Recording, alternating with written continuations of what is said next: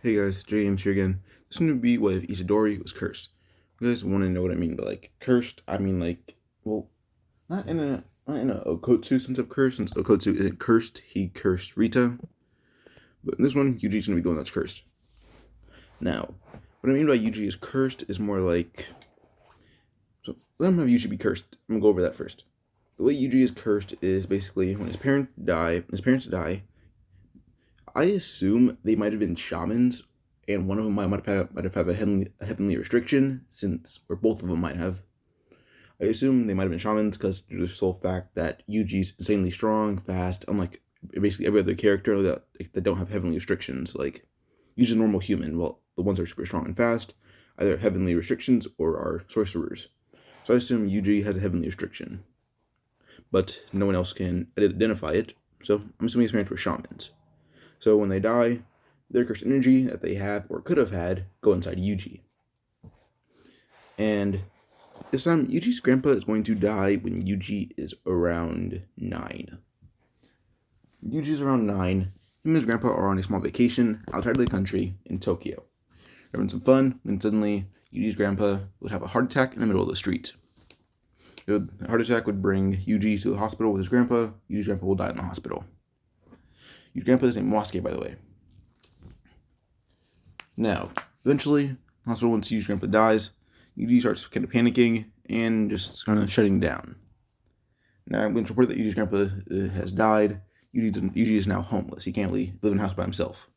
And Yuji can't really go back to wherever he's from, as his grandpa didn't bring any money with them. He spent all the money on gas. So they don't have anything, they just don't have anywhere or anything to go or anything to deal with. Now, eventually, Yuji, as he left the hospital, he'd be leaving, and Yuji can't really afford a funeral, so the hospital, just to be nice, I'll pitch in and get enough money for Yuji's grandpa to get buried. The hospital will pitch in just to be nice to Yuji. And everyone's kind of shocked that Yuji is the last basically relative in his family. Like, he has no grandparents, nothing. Now, eventually, as Yuji is walking by, he would pass a kid named Yuta Okotsu. Yuta at this point has had Rika for around 1 year. Because I believe Okotsu had Rika when he was 10, and that had been a year ago. And Yuji is 2 years younger than Okotsu, so Okotsu at this point is around 11. Yuji is 9. They're walking by. He sees Okotsu is actually very lonely. He can feel it. And Yuji had manifested Yuji had manifested his own version of Rika, which would be Wasuke. As Wasuke, which is basically the name of Yuji's curse, as that's the name of his grandpa. When Yuji walks past Okotsu, he walks back, asking Okotsu if he's okay. So Okotsu looks very down. Okotsu would say, "Yeah, I'm fine." Yuji questions are you truly okay? He talks to Okotsu for a bit, and eventually Okotsu and Yuji get along pretty well. Kind of like a Yuji and Junpei kind of thing. So Yuji and Okotsu are walking around for a bit. Eventually they stop at a park and start to play around. Okotsu was like, this is like the first time he's had a true friend besides Rika. And Rika's spirit is actually kind of calming down. Like, it's not intense like it usually is. So eventually, at the end of the day, Okotsu asks Yuji, should you go home? So Yuji kind of starts crying and to look at Yuta, saying, not that long ago my grandpa died. As it's been a few months, I forgot to go over that. It's been a few months. So Yuji would just say, my grandpa died a few months ago. I've been homeless for a while. Which shocks Okotsu. And Okotsu then say, well, my parents would probably be open to letting you live with us for a bit. Wait, don't you have any other relatives? Yuji would chuckle, saying, nope, not one. Yuta immediately hugs Yuji, and Yuji is brought to Okotsu's house. Okotsu and Yuji's family will talk for a bit, and they allow Yuji to live with them. Now, after a bit, Yuji. So I don't think Okotsu has parents either, because who lets their kid move to a random college? Not college, middle school, or high school, I don't care what you call it. So that Yuta has some way to live by himself. So Yuta live together, and eventually, after a bit, Yuta will end up just gaining a sense of confidence from Yuji. Yuji still has his sense of confidence, but he's been down for a bit. But he ended back with Yuta, and yeah. Now, eventually, Yuji and Yuta begin training together, and Yuta doesn't really gain as much strength as Yuji or as much speed, but he gains confidence and a little bit more speed and strength. Eventually, Rika does stick around, but she doesn't need to beat up all of Yuta's bullies, as it's left to Itadori and Yuta. If one person tries, one of the scenes in Chapter 0, a bully was talking to Yuta, saying, "Oh, I've been wanting to punch you for so long." Next time when that bully says that to Yuta, Yuta's first instinct to grab his head and slam it on the table and kick him away. The rest of the bullies rush at Yuta, which just leads to Yuta kicking the crap out of all of them. And Yuji doesn't know martial arts, but he's really good at fighting, which would lead to him teaching Yuta how to fight. At this point, Yuta is around, he's older than the rest of the second years, as I believe by a few months, not a few years. If he is older by a few years, it's just 1 year. Because some sites say that Maki is 16, while other sites say that Yuta is 17. So, yeah. Now, at this point, Yuta would be 16, maybe about to turn 16, so 15 about to turn 16, or 16 about to turn 17. But I'll rest him at 15 about to turn 16. While Yuji is 13. So Yuji's 13, Yuji's 14, Yuta is 15. Yuta's about to turn 16, while Yuji just turned 15. Just turned 14. Alright, so eventually, when he walk home, Yuta Rika is kind of going out of control. She's pissed off that Yuta had to beat so many kids up.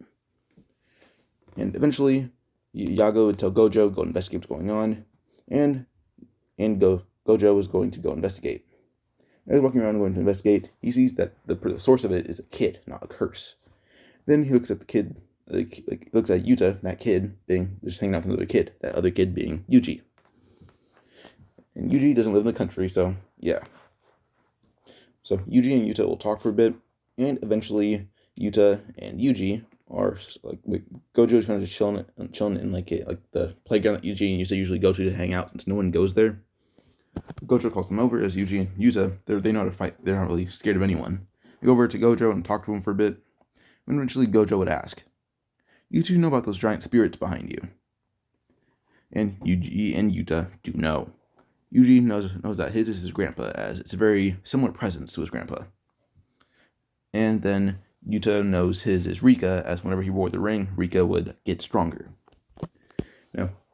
Now Yuji doesn't really have a way to activate his grandfather's curse, or his family curse. That's basically what it is.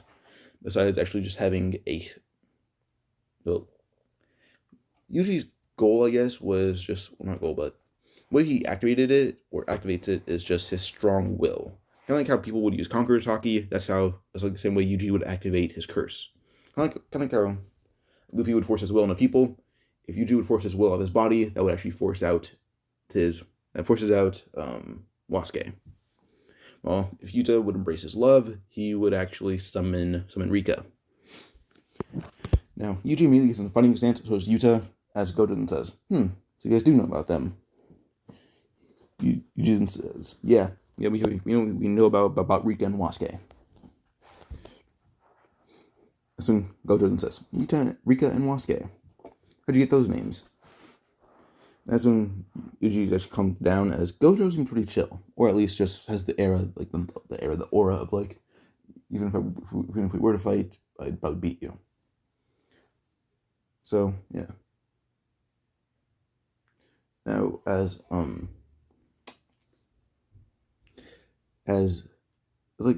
Gojo would hear about how Yuji's grandfather is his curse. He hears about Okotsu, how his girlfriend is his curse. But eventually Gojo starts sensing out Wasuke, saying, "Oh, there's more than one person inside your curse," which would confuse Yuji and Yuta. Puff. Yeah. Alright, so Gojo takes an interest in Rika and Wasuke.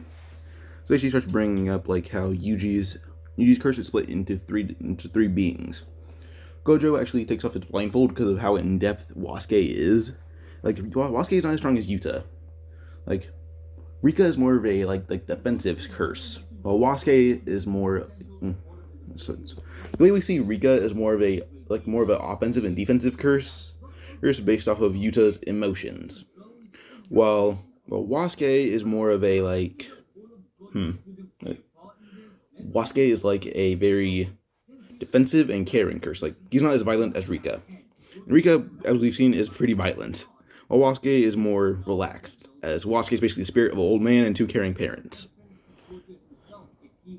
So as Gojo goes in depth, he discovers that there's three spirits inside Wasuke, yet Wasuke cannot compare to Rika. And he discovers that Wasuke's cursed energy is around a semi-grade, like a semi-special grade, which isn't really a grade for anything right now. A semi-special grade is like a semi-grade 1 or semi-grade 2 or semi-grade 3. Semi-special grade is it's approaching special grade, but it's up for debate. I'm pretty sure only grade 1, like special grade 1 or semi-grade 1 is Inumaki and Panda. But Wasuke is a semi-special grade, while Rika's a full-on special grade. So Gojo would describe to Yuji that, Wasuke is made up of three beings. Like, what three beings in your family have died? Yuji describes that so far in his family, it's only him, his parents, and his grandpa. Which Gojo would say, all right, so there's three spirits making up Wasuke. Your grandfather, which, like I can tell, is Wasuke. And the other two spirits inside it would have been the ones that were giving you cursed energy, which would be your parents. Yuji kind of smiles knowing that his parents are still looking out for him, even though they barely even know him. Gojo talks about he doesn't talk about it, he kind of just tells him about, like, there's a high school they can go to. Yuji mentions he's 14, and Yuta's the only one that's actually old enough to go to high school. Doesn't Gojo just says, it's not really a high school, it's just a school. Like, anyone of any age can go there, well, unless you're like a kindergartner or elementary school student. As long as you're past the 6th grade, you can go there. Yuji says, alright. Yuta agrees as Yuji's the main source of confidence going there. He goes with Yuji. Now, when they walk in the classroom, the classroom is full of Maki, Toge, and Gojo would actually have them come the next day. Say that because he wanted Maki. He wanted Maki to go. He wanted Inumaki. He wanted Panda. And he wanted Megumi. Because Megumi is Yuji's age. So he wanted Megumi to just know someone his age that isn't from school. So yeah. Now, eventually, once they go to once like Yuji and once Yuji and Yuta walk in the classroom, Megumi, Maki, Panda, and Inumaki are all ready for a fight. Megumi gets in a fighting stance, Maki draws her blade, Panda gets in a fighting stance, Inumaki, he's ready to speak. But as they realize, as they get up close, they realize that Itadori and Yuta are gone. Maki's like, where the hell did they? As she can't even finish her sentence, Yuta delivers a strong kick to her jaw, and you're flying almost out the window. While Panda, looking for Itadori, is punched through the wall, and Inumaki is grabbed by the neck and held down as Yuji can already tell Inumaki is ready to speak. So he assumes that's what Inumaki would do. So he'll take Inumaki down by the neck so he can't speak, and Yuji and Yuta are both holding their feet up to just Megumi's neck, ready to kick him in the throat. As Gojo's like, that was fast. You guys are students. You suck.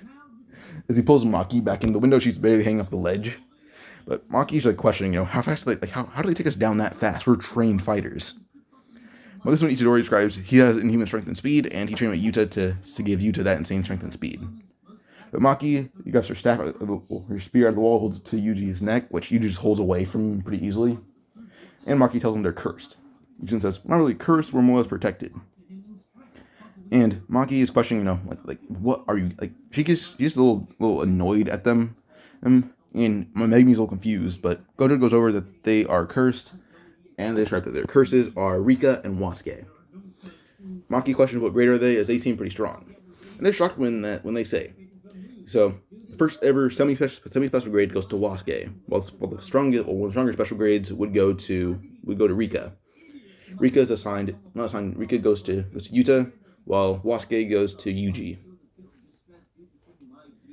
And they talk for a bit, which, Yuji's supposed to get along with the class, and due to Yuji's personality, they're able to get along really fast. And Maki does know that Yuta's bullied, she can read him and know that he was bullied. But, because when she starts getting rude about it, just trying to make up some things, Yuta actually just says, I was bullied, but each time I get bullied, I beat the crap out of him for it. Which kind of shocks everyone, as Yuta has the pose of someone that's not very confident, which Yuta just says that's kind of a default stance for him now. But As everyone talks for a bit, eventually they're split into 3 groups. Group 1 would be Panda, Inumaki, and Yuta. Actually, not Yuta. Panda, Inumaki, and Maki. Wait, actually, no, what should the groups be? Panda, Inumaki, and Megumi. Group 2 would be Maki, Yuta, and Yuji. And as about to leave, Gojo throws Yuji and Yuta these cards that would give them their grade, their names, and basically everything about them, kind of like IDs. Like it would show Yuji's name, date of birth, his height, his blood type, his grade of his Jujutsu sorcerer rank, all that. And he is trained for like a week when he got the card, but they're sent out to go to elementary school where kids go missing inside it. And Gojo's a supervisor. So Gojo's watching from a distance. Yuji, Yuta, and Maki go inside, and when they see like the 3 curses outside, Maki takes down one of them pretty easily, which leaves Yuji to just kick one of the heads off of it, while Yuta just punches a hole straight through the other one. And Maki's shocked. These guys these are very weak grades, but still it should take at least a metal or wooden bat to take them down. While Yuta punches his fist straight through one pretty easily, and Yuji kicked the other one's head off. Maki couldn't decide it would take more than a bat or a sword to take these 2 down. Even if they were stabbed, they still wouldn't go down, which is very, very accurate. Now, eventually they go inside, and they start seeing more and more curses, to the point where they're still swallowed by one. Like, just one giant one swallows all the curses, and Yuji, Yuta, and Maki. Now, Maki tries to tell them, try to activate Wasuke and Rika. But as soon as Maki tells them to do that, Yuta and Yuji look at each other, as they then say, wanna try something?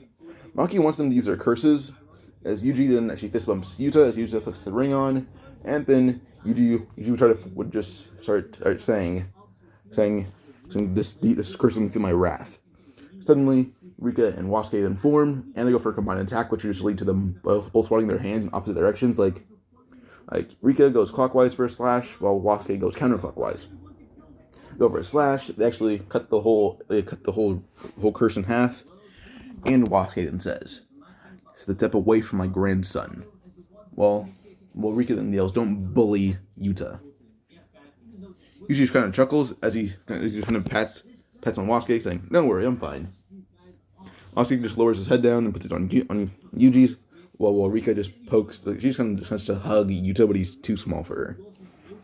Maki is shocked, but the kids inside are freed, and this is when Gojo would actually meet the elders after this mission. The elders there's a large disturbance, so did anything happen? That's when Gojo's yeah, they have full control over the curses. They can summon them whenever they please. I watched and listened. They forced out the curses. Instructs the elders as basic adults that are sorcerers can't force out curses. This is when they actually determine these kids are prodigies. Actually, fast forward 3 months.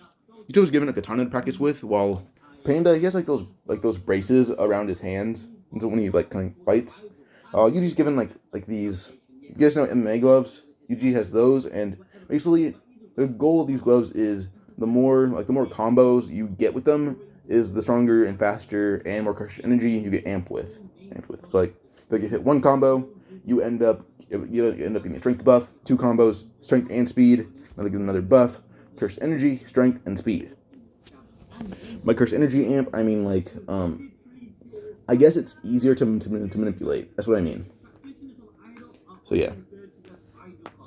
Now Yuta, his sword style with I guess his more confident, his extra confidence and skill that he would get from RE fighting experience, he would more or less learn Ghetto, as that's more of his style.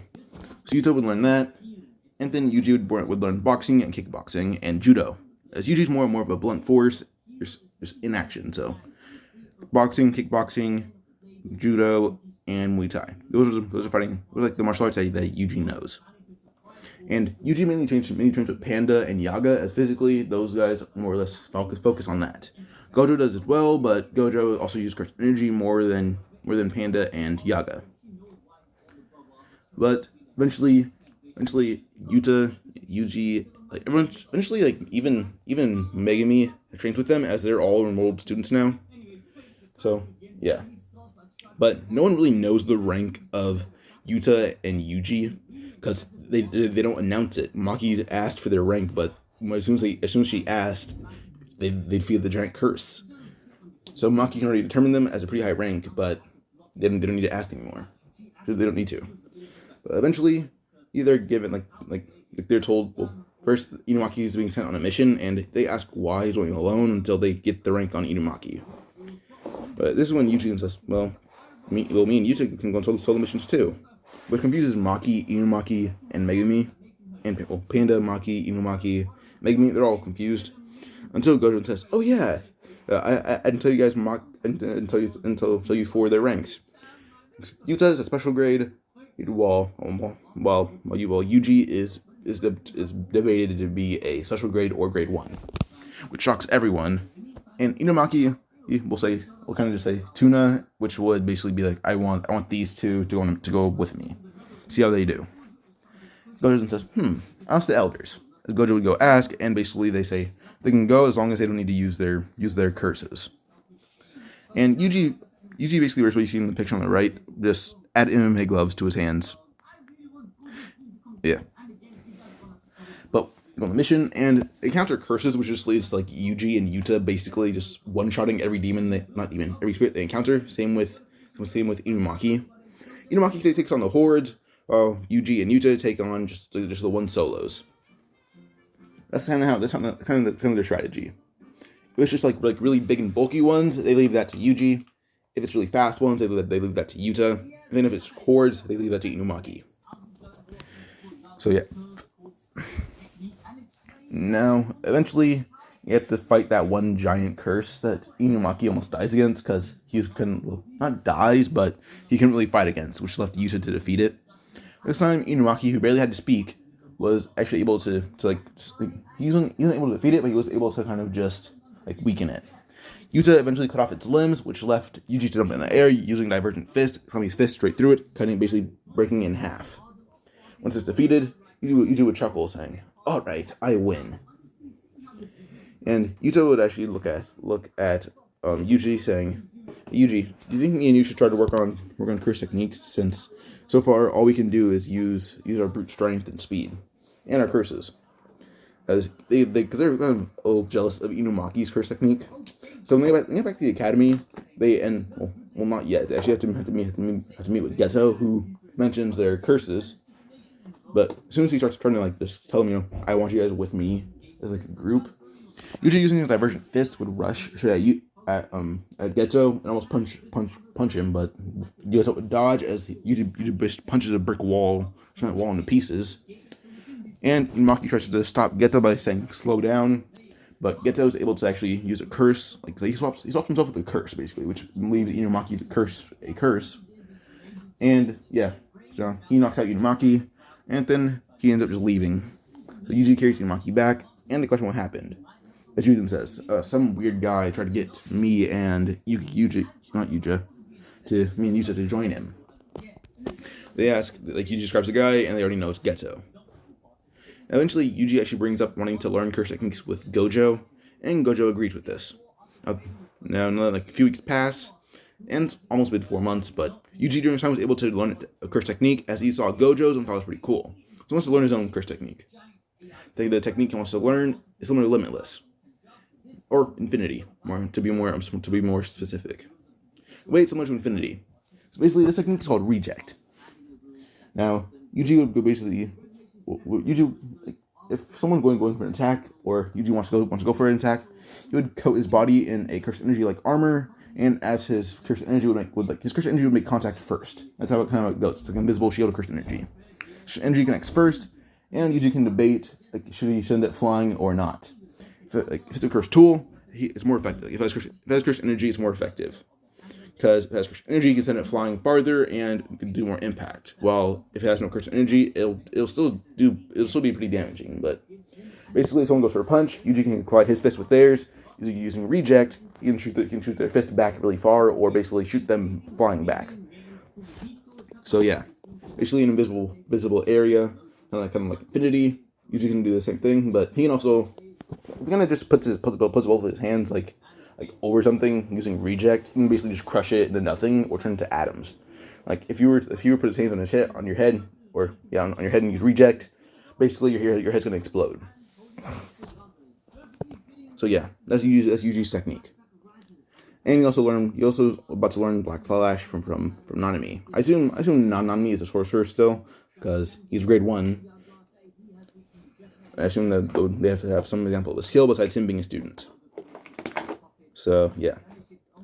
Now eventually, Ghetto still arrives, and actually Maki does talk about her clan with Yuta and Yuji, but that doesn't go according to canon, as Yuji just says.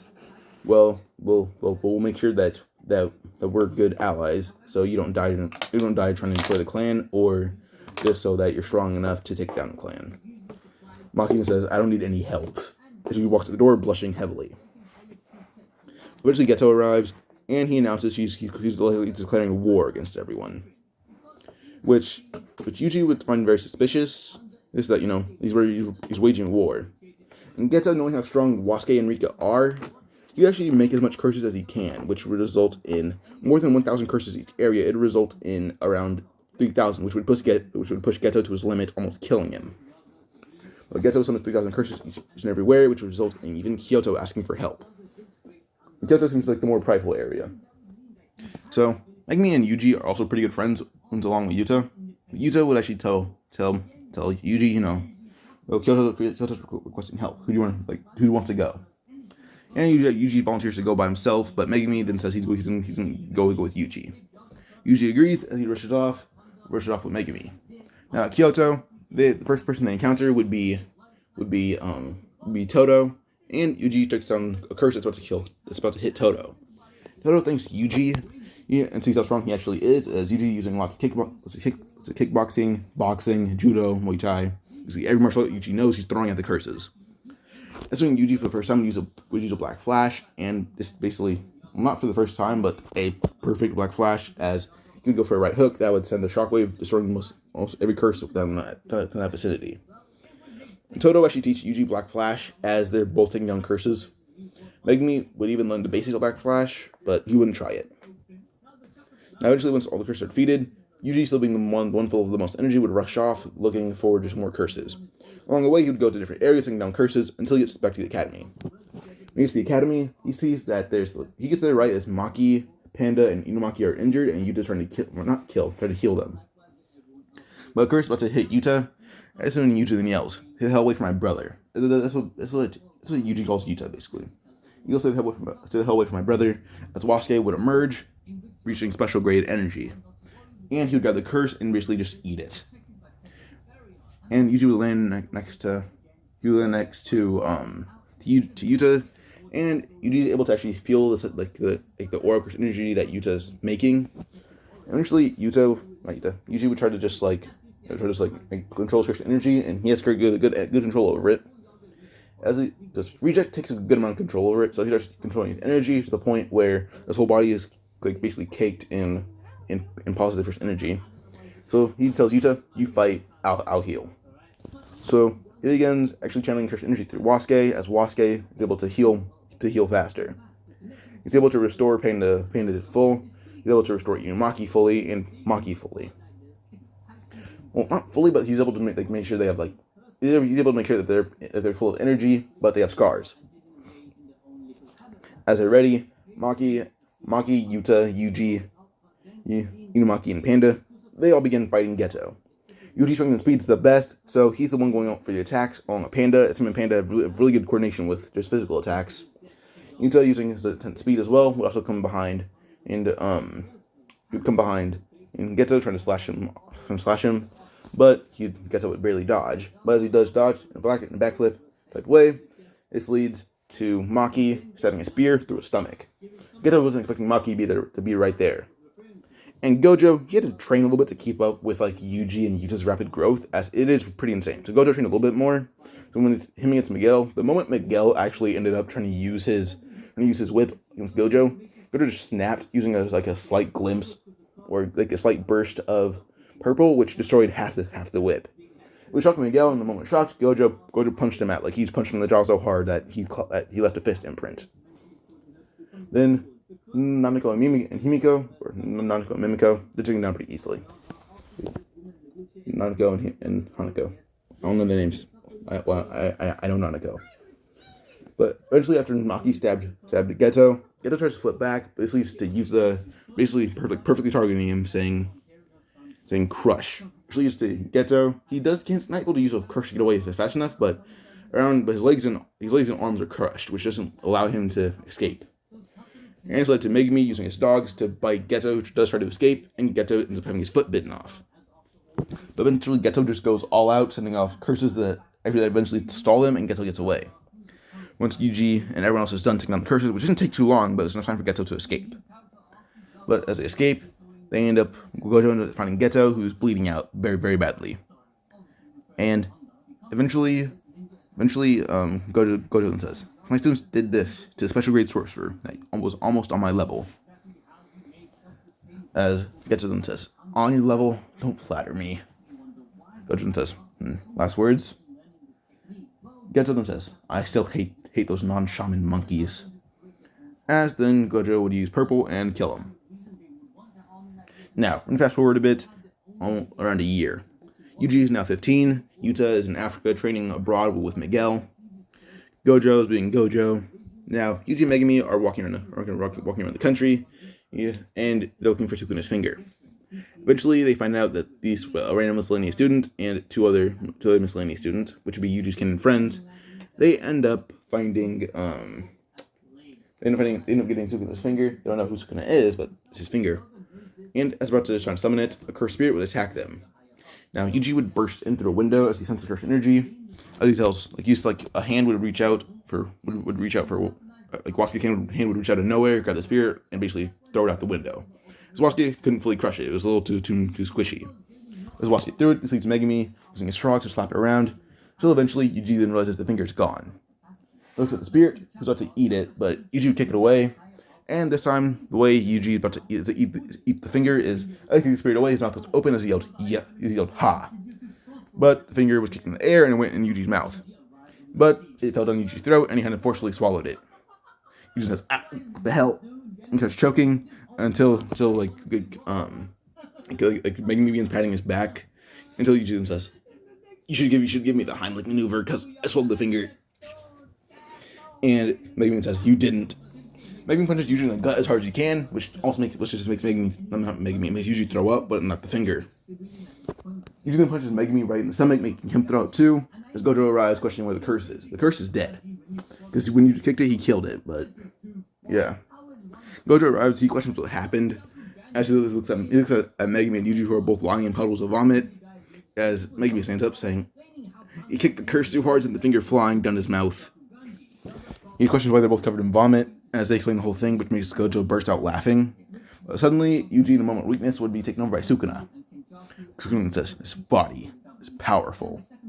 This leads to basically Wasuke tries to fight Yuji, not knowing who Yuji, Bruce's energy is too different to be Yuji, so there's things that it looks like Yuji look like. Which as Sukuna sees how strong Wasuke is, he's impressed. But Wasuke would swat Sukuna right towards Gojo, who taps Sukuna/Yuji in the back of the head, which makes him fall unconscious.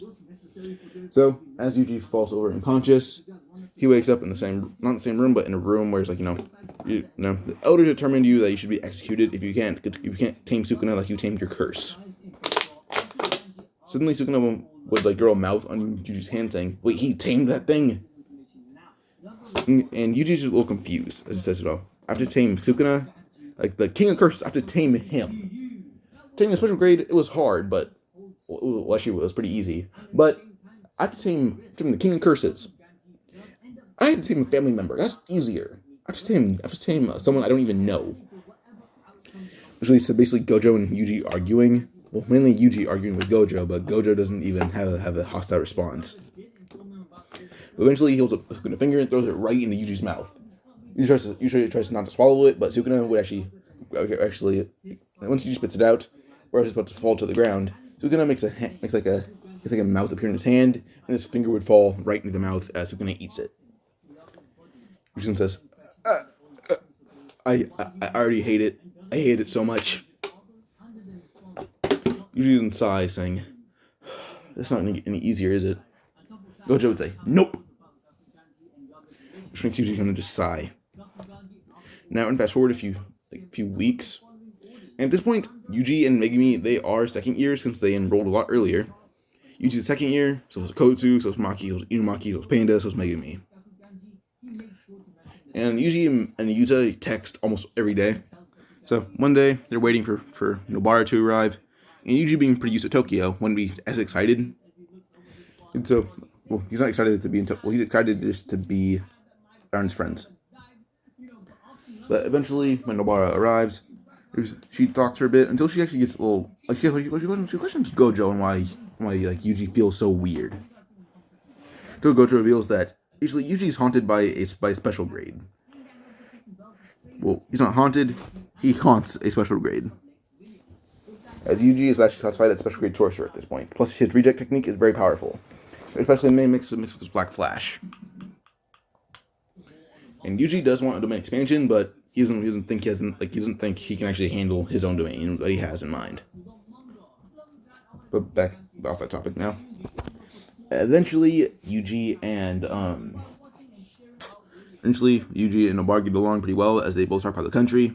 But the only thing they don't get along about is that, Yuji hasn't been in the country so long. But we're going to go like the building they have to fight in. So they actually have Nobara go in the building alone, as if Gojo went in there by himself, he'd win. If Yuji went there alone by himself, he'd win with a flick like Gojo and Megumi. So Megumi can use Black Flash pretty well.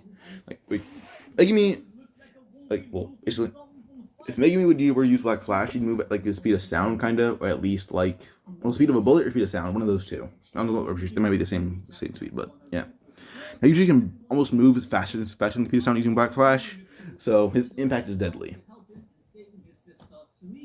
Now, eventually, Nobara, when she's in there, she fights pretty hard, but eventually, Gojo is sending Megumi, as he's the weakest one in the group, besides Nobara. So, maybe sends a frog in, and the frog would slap the curse away from Nobara. She's about to be killed by it, but Nobara just uses her hammer and kills it. Now, the next arc isn't really... not the next arc, well, they have to set up Nobara in the dorms, and nothing interesting really happens besides them training Nobara just to... Everyone in the group except Gojo uses Black Flash, so Yuji uses it because he's mainly a hand-to-hand combatant. So Black Flash is basically his best friend besides everyone else. So Yuji has to train Nobara in Black Flash. Well, Megumi isn't the best teacher for it since he barely uses it. But yeah, now after a few weeks of training Nobara in Black Flash, the next arc will be the Cursed Womb arc. So as he trains Nobara in it, eventually Nobara ends up getting she gets the hang of it pretty fast. Next arc, Cursed Womb, and this time Kyoto students ask Yuji to handle it, and hearing he's now the Sukuna's vessel. And Toto already knows why they want to do it. But this time, so Toto and Yuji are best friends, by the way. They're best friends, they get along pretty well. And then Yuji, Toto already knows Yuji's type. He knows Megumi's type. Toto did try to beat the crap out of Megumi, but that fight was pretty even. But then, Toto, Mekamaru, and, who else? Mekamaru. Toto, Kasumi, maybe she did this name. Alright, so the connections with Kyoto, basically the friends from Kyoto would be Toto and Megumi. They're kind of like rivals. Yuji and Toto are best friends. Then Miwa, Yuji and her best friends. Megumi and Miwa, they're basic friends. And then they're also friends with Mekamaru, or acquaintances with Mekamaru. Because any friend of Mekamaru, or any friend of Miwa, is kind of friends with Mekamaru. So yeah. Now, Mai doesn't like Miwa because she's also friends with Maki. Miwa's a little bit stronger because she spars with Maki almost every month, or like once or twice a month. But yeah. Now, Cursed Womb arc. So as the Tokyo students are going there, which is mainly just Yuji, Megumi, and Nobara. On the way there, Nobara actually discussed, she wants to know their ranks. She knows her rank as a grade 2 or grade 3 sorcerer. And then she asks Megumi, and says, "Oh, I'm assuming grade 1. Or I'm a grade 1." Which Nobara's a little shocked about, saying, "Second year already grade 1? And then she asks Yuji. Yuji then says, "Oh, I'm a special grade." Nobara she gasped about it, even though she knows Wasuke's special grade, but she didn't think that Yuji was. Yes, Yuji and Megumi would make them so strong. That's when Itadori then says, well, in terms of martial arts, he's almost a master. As kickboxing is more or less his thing, as he also has insane speed and strength to back it up.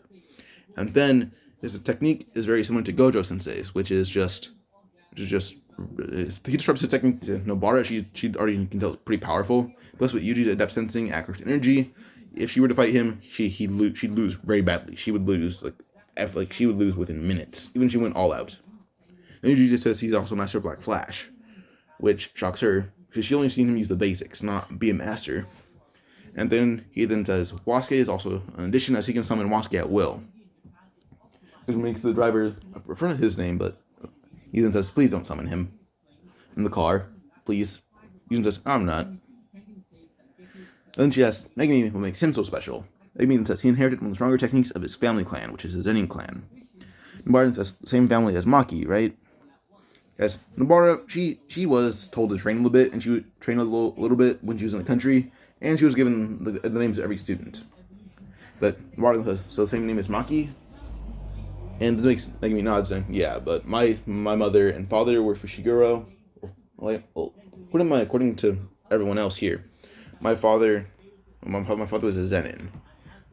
And my father was a Zenin, my mother's Fushiguro. So yeah. And then he says he inherited from the stronger techniques. And then he's also a really good user of Black Flash, plus martial arts he's pretty good with that. And he has a domain expansion. He's not a master. He didn't master it, but he can use it. He can use it at least one time, which makes Nobara a little shocked. Eventually, they get to the spot and they get out. Now, the woman will question, she asks him, "Can you bring out my son?" And she starts the son, and she says the name, which makes Yuji shocked, as Yuji knows who killed Rika, which is the guy the dead guy they encountered. Yuji says, "Yeah, I can." But that's when Yuji actually pulls the woman aside, because he's pretty harsh to her. He pulls the woman aside. She questions what's going on. He then says, was your son arrested for a hit and run incident? He says, yes, why? That's when Yuji then says, basically, someone like his brother, that was he announced Yuta as his brother. He says, well, your son hit my brother's girlfriend. That's why he was arrested. The woman is shocked, saying, no, I'm so sorry about that. Yuji says, well, if he's alive and I bring him out, he's going to have to find somebody to atone for what he did. Mother would say, I'll try to find any way for him to atone for that. And on the way in, Yuji texts Yuta about what he's doing, and Yuta is shocked by that. Wow, that's impressive. So eventually Yuji would go into the building with Megumi and Nobara. Yuji would send out all the curses. She tells Nobara to go that way. You should actually be able to handle everyone in there yourself. Then he actually tells Megumi that, if Megumi wants, he can go to Nobara, as there's a high number of spirits in there. But just, if you can fight special grade, you can fight the cursed room with me, or you can just go you can go and fight with Nobara. Megumi, just to be nice, will actually spectate Nobara, just supervisor. So he's supervising Nobara, and Yuji isn't fighting a special grade. Now, Yuji and special grade are actually evenly matched right now, until Yuji starts using his martial arts. Yuji was just going basic martial arts, not even using cursed energy. Until he goes and uses his martial arts, which actually leads to the special grade almost losing the fight. And eventually Yuji begins using Black Flash, which is effortlessly taking down the cursed spirit, or the cursed womb, until it ends up getting below Yuji, and in almost an instant, Yuji has almost a full fist right in his gut. The spirit saying that Yuji sees that there's 5 fingers in his gut. The spirit seeing advantage would claw upwards, basically cutting open Yuji. He coughs up blood as he falls to the ground, saying, "Get it!" as he's just in a lot of pain. Now, he would start actually using positive cursed energy, because if I forgot, I said he can use positive cursed energy. Yuji begins healing himself slowly. This when Sukuna takes over, saying, alright, my turn. And he then would go kind of all out. As he begins fighting the cursed womb like it's nothing. But eventually he kills it, takes a finger, and eats it.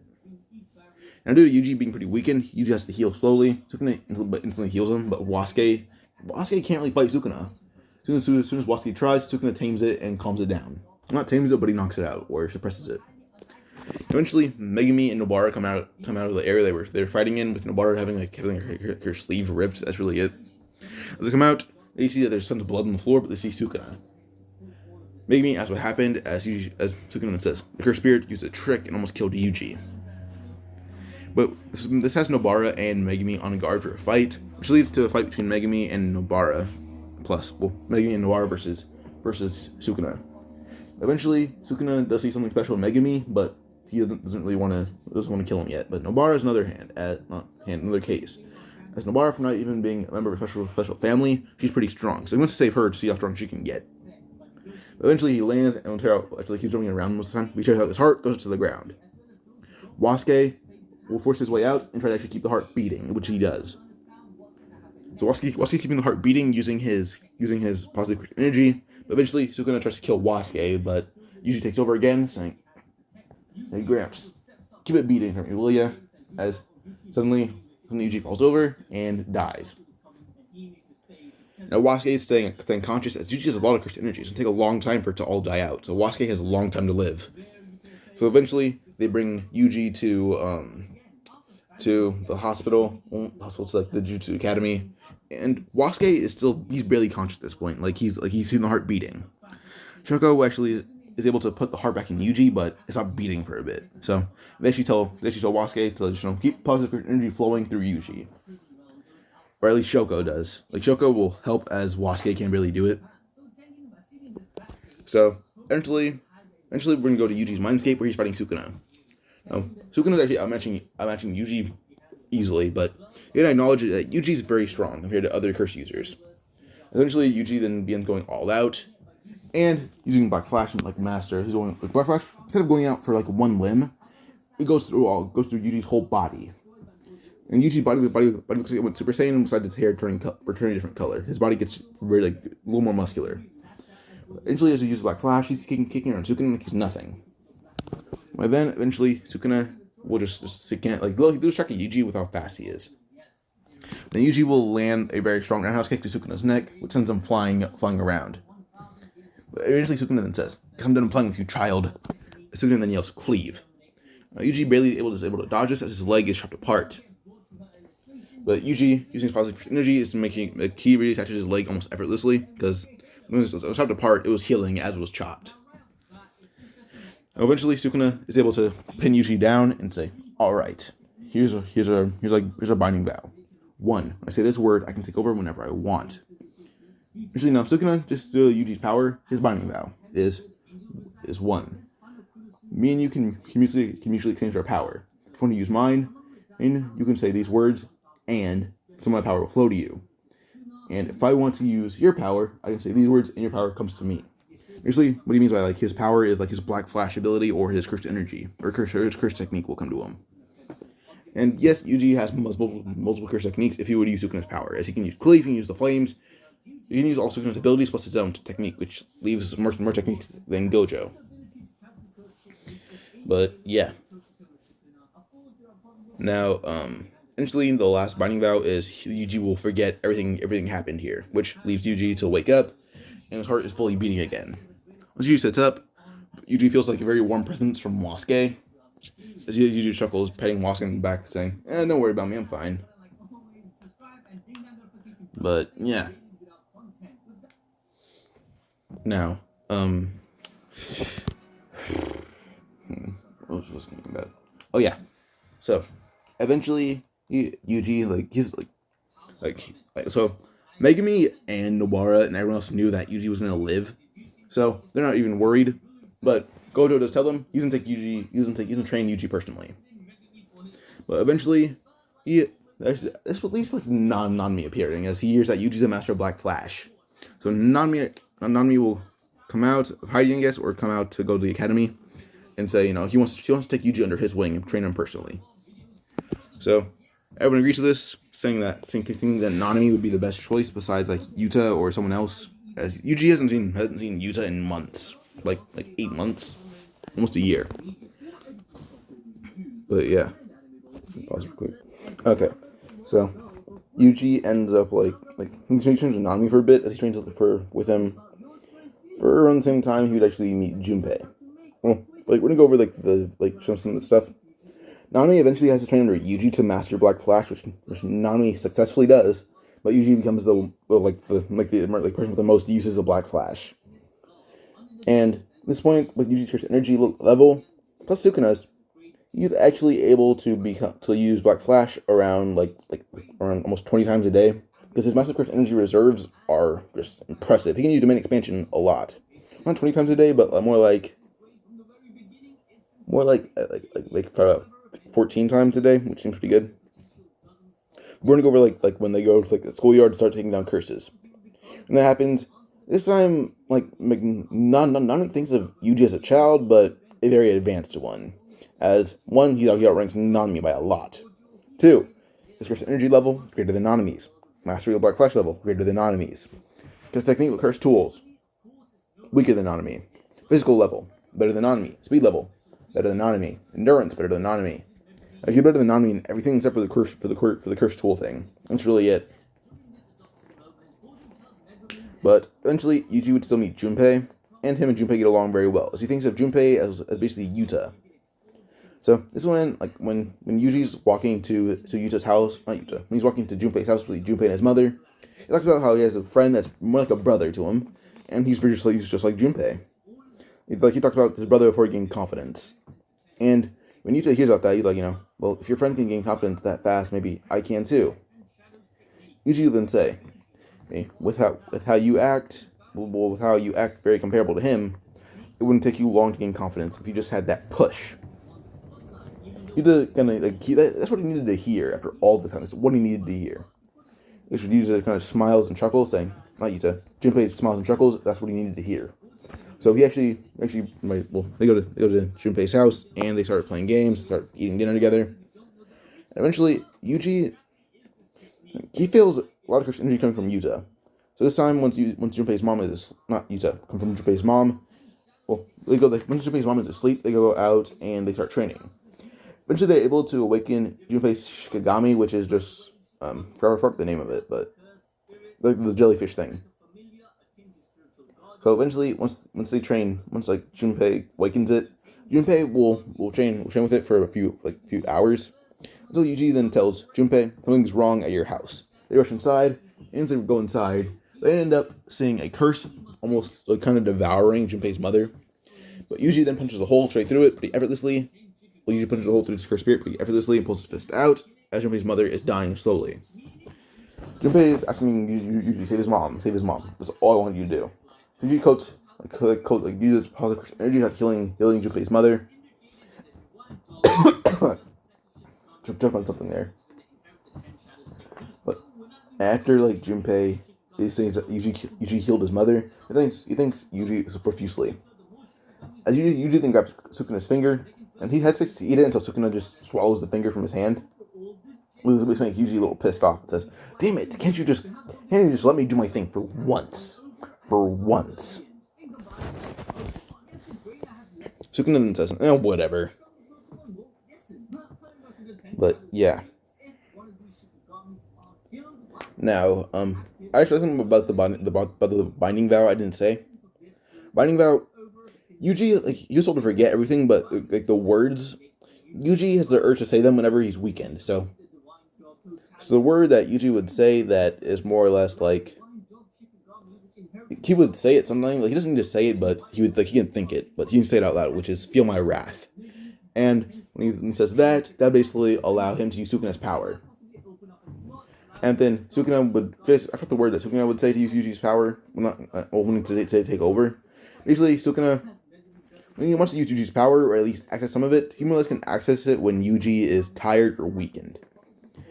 But it's going to take a long time. But yeah. Now, eventually, Mayuto's a little disappointed that Yuji was able to save Junpei's mom. But yeah. So we're going to go over some stuff. Eventually, Nanami hears about Junpei's mother. So now Nanami brings Junpei's mother to the Jujutsu Academy, and Junpei will follow suit. And his main goal is basically to kill Yuji now. And eventually, they talk about like Yuji and Junpei and Nanami talk about Mahito, and Junpei suspects that's probably the one that tried to kill his mother. And Yuji also brought up he had another one stuck in his fingers.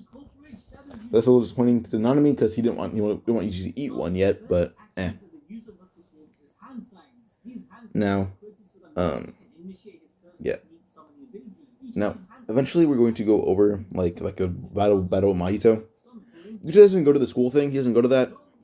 But Nanami goes there as Yuta's family member, not Yuta, as Junpei's family member, saying Junpei is on vacation right now. He's not going to be able to attend. But yeah, eventually everyone still falls unconscious as Mahito hoped Junpei was there. But by the time he arrives, he mainly just sees that everyone's still unconscious, but he sees two people are still standing. Those two people being Yuji and Nanami. Nanami would throw Yuji Playful Cloud, as Yuji can use cursed tools, but not as proficiently as someone like Nanami or Mahito. Yuji is wearing the MMA gloves still, but Playful Cloud, if he gets combos with Playful Cloud, then Playful Cloud will get enhanced by the boxing gloves or MMA gloves. But now Yuji's fighting Mahito, and combos are going pretty well. So eventually, once the combos are all set, Yuji gets 10 combos in a row, which would lead to him basically going into best way to say it is like when Mario gets the star and uses it as a power up. It's basically what happens to Yuji right now, as his energy is enhanced to the point where he can kind of just go all out right now. So he begins fighting Mahito using that. Until eventually, Mahito he's weakened by a lot. Eventually, Mahito will use his domain expansion, and with how much he's being pushed, he awakens a small, not positive energy, but similar to it, as Mahito's domain is hardened to the point where no one can break out of it, except break in or out of it, which would be only exception would be Gojo or Yuta, or special grade curse users, besides Yuji. Because Yuji's inside it with Nanami. Eventually, Nanami will push himself beyond his limits into overtime, and he makes Black Flash using his mastery of Black Flash, makes overtime, which Nanami would enter special grade curse territory, or special grade sorcerer territory for a bit. And this leads to basically, a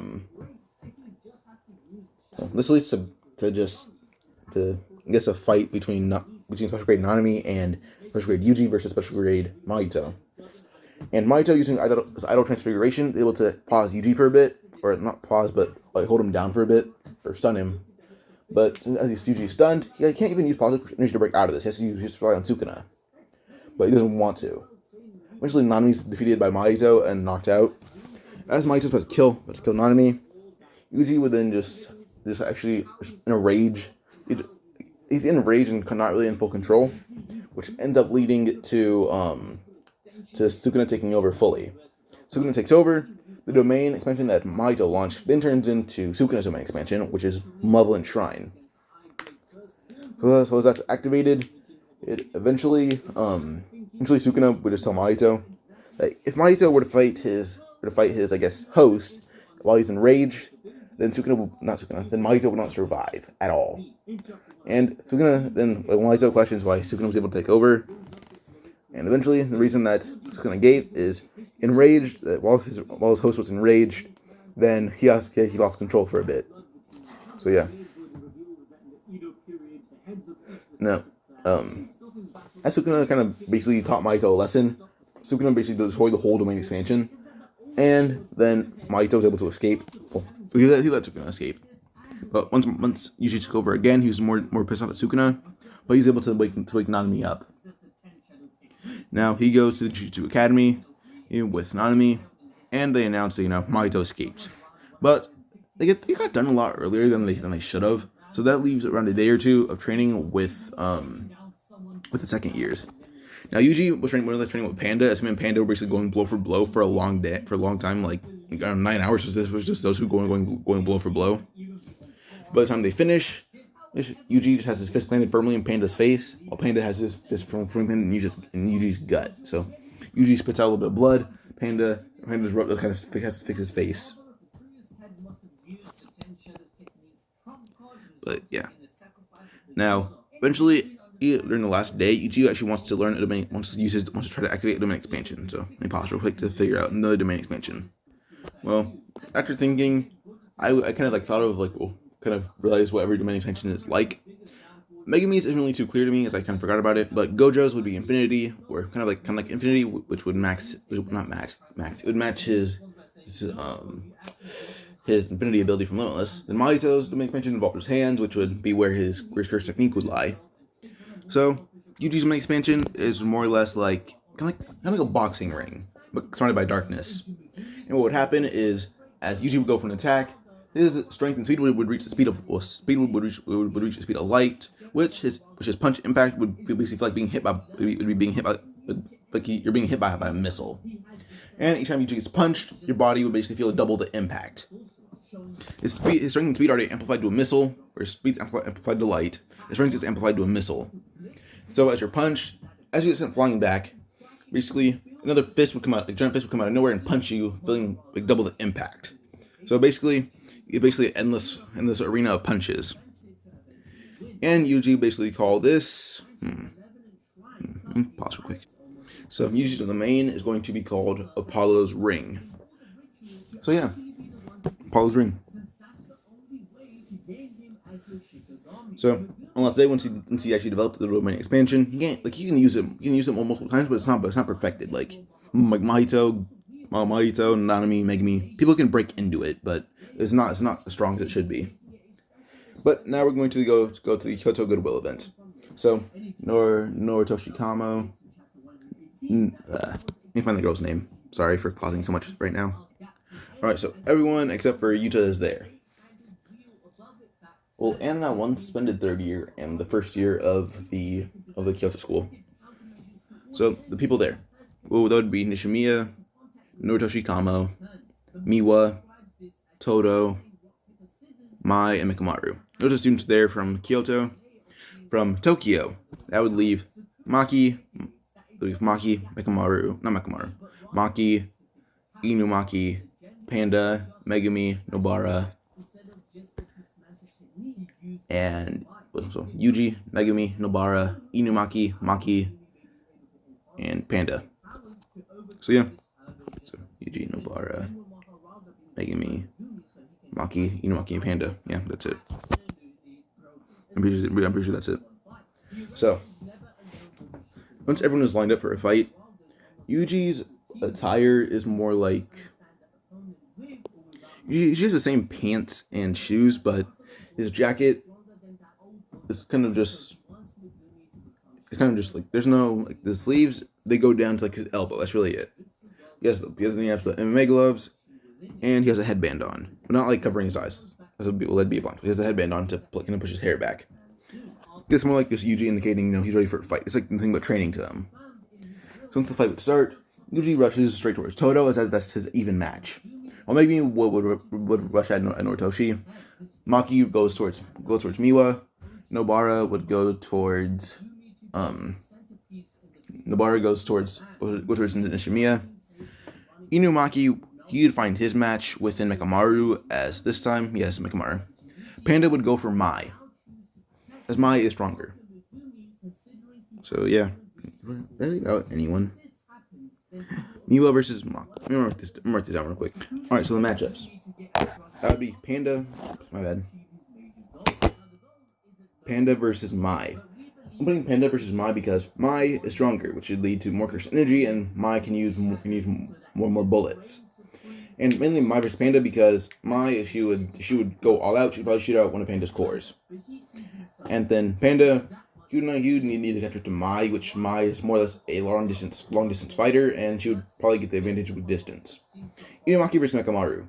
I say that's a challenge for Inumaki that I think it would allow him to grow in strength, because if we were to speak, it would be pretty useful, but Mikomaru, who is stronger now, would end up having stronger techniques to defeat. Just make sure Mikomaru would find some stronger techniques to make sure that Inumaki can't talk, but Inumaki is Inumaki. And Maki versus Miwa. Miwa is stronger and faster, so it would be a bigger fight for Maki, who is also stronger and faster. Maki is almost as strong as she was when she fights. As strong as she is currently in the anime. Almost, not there yet. Megumi versus Noritoshi. That's almost a complete wash for Megumi, to be honest. But yeah, Noritoshi is the guy that uses blood besides Choso. Yuji versus Todo. I'll go over that soon. Nobara versus Momo. Momo's the weird chick with the broom, or Nishimiya. Nishimiya's Momo. Momo's her first name, I believe. But we're gonna go over the first fight, which would be Panda versus Mai. Panda's on the ground looking for Mai, as Mai had shot at him, but she missed. Now, as Mai is in the tree shooting at Panda, is able to sense where the bullets are going, but he's able to punch them away. But he can't sense out where Mai is. But eventually, Mai ends up shooting Panda in one of his cores, and that core is his Panda core, which will lead to Panda going into his hog form, I believe. I believe Panda's cores would be the hog and gorilla form. So Panda goes into his hog form and is able to actually hit the tree where he saw the bullet shoot from. So when he hits the tree, Mai almost falls out, but she's able to shoot him again, which shoot his hand. And some of his fingers are gone now. But Panda's able to punch Mai in the chest, sending her flying, and actually gets him flying. She shoot him again, which the bullet would hit his head. And now Mai had a bullet, which would lead to rubber bullets. As she shoots at Panda, she's able to tank them, and is able to slap Mai in the stomach into a tree, which knocks her out. Inumaki versus Mekamaru. As soon as Inumaki is ready to talk, as soon as Inumaki is ready to talk, Mekamaru would shoot something at Mekamaru, which leads him to dodge. But eventually, Mekamaru is able to. He kind of runs out of ammo for a certain thing that stopped Inumaki from talking because he had to dodge, or to reload it. But eventually, Inumaki would just say crush. Inumaki is able to negate some of the damage as he would use something else, like let's say shoot out like a tiny Mekamaru. So as that tiny Mekamaru would shoot out, it'd move faster and it would lose a little bit of strength. But it would hit Inumaki in the gut and try to stab him in the back, which the stab does land and goes to Mekamaru's side. But Mekamaru will go through Inumaki's side. As soon as Inumaki felt the stab, he would grab Mekamaru's arm, grab its head, and begin using as much strength as he can to crush the head completely, as Mekamaru is now defeated. Now Maki versus Miwa. From the speed, Miwa and Maki are almost evenly matched in speed, which is a pretty good fight.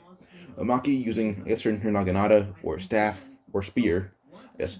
Maki's able to stab right through Miwa's blade, like the tip of the spear goes right through the blade, and she's able to stab Miwa in the shoulder. But Miwa is able to kick Maki in his face, almost knocking off her glasses. As Maki tries to grab her glasses, this leads to Miwa actually finding an opening to punch and kick Maki as much as she can. As soon as Maki gets her glasses back on, she ends up using the blunt end of her staff, like this, the blunt end of the spear, which is like the spear, staff-like part of the spear, or the handle. Ends up hitting Miwa over the head with it, which almost knocks her out because of Maki's brute strength. As Miwa's hitting the overhead with it, Maki kicks her square in the nose, knocks her out.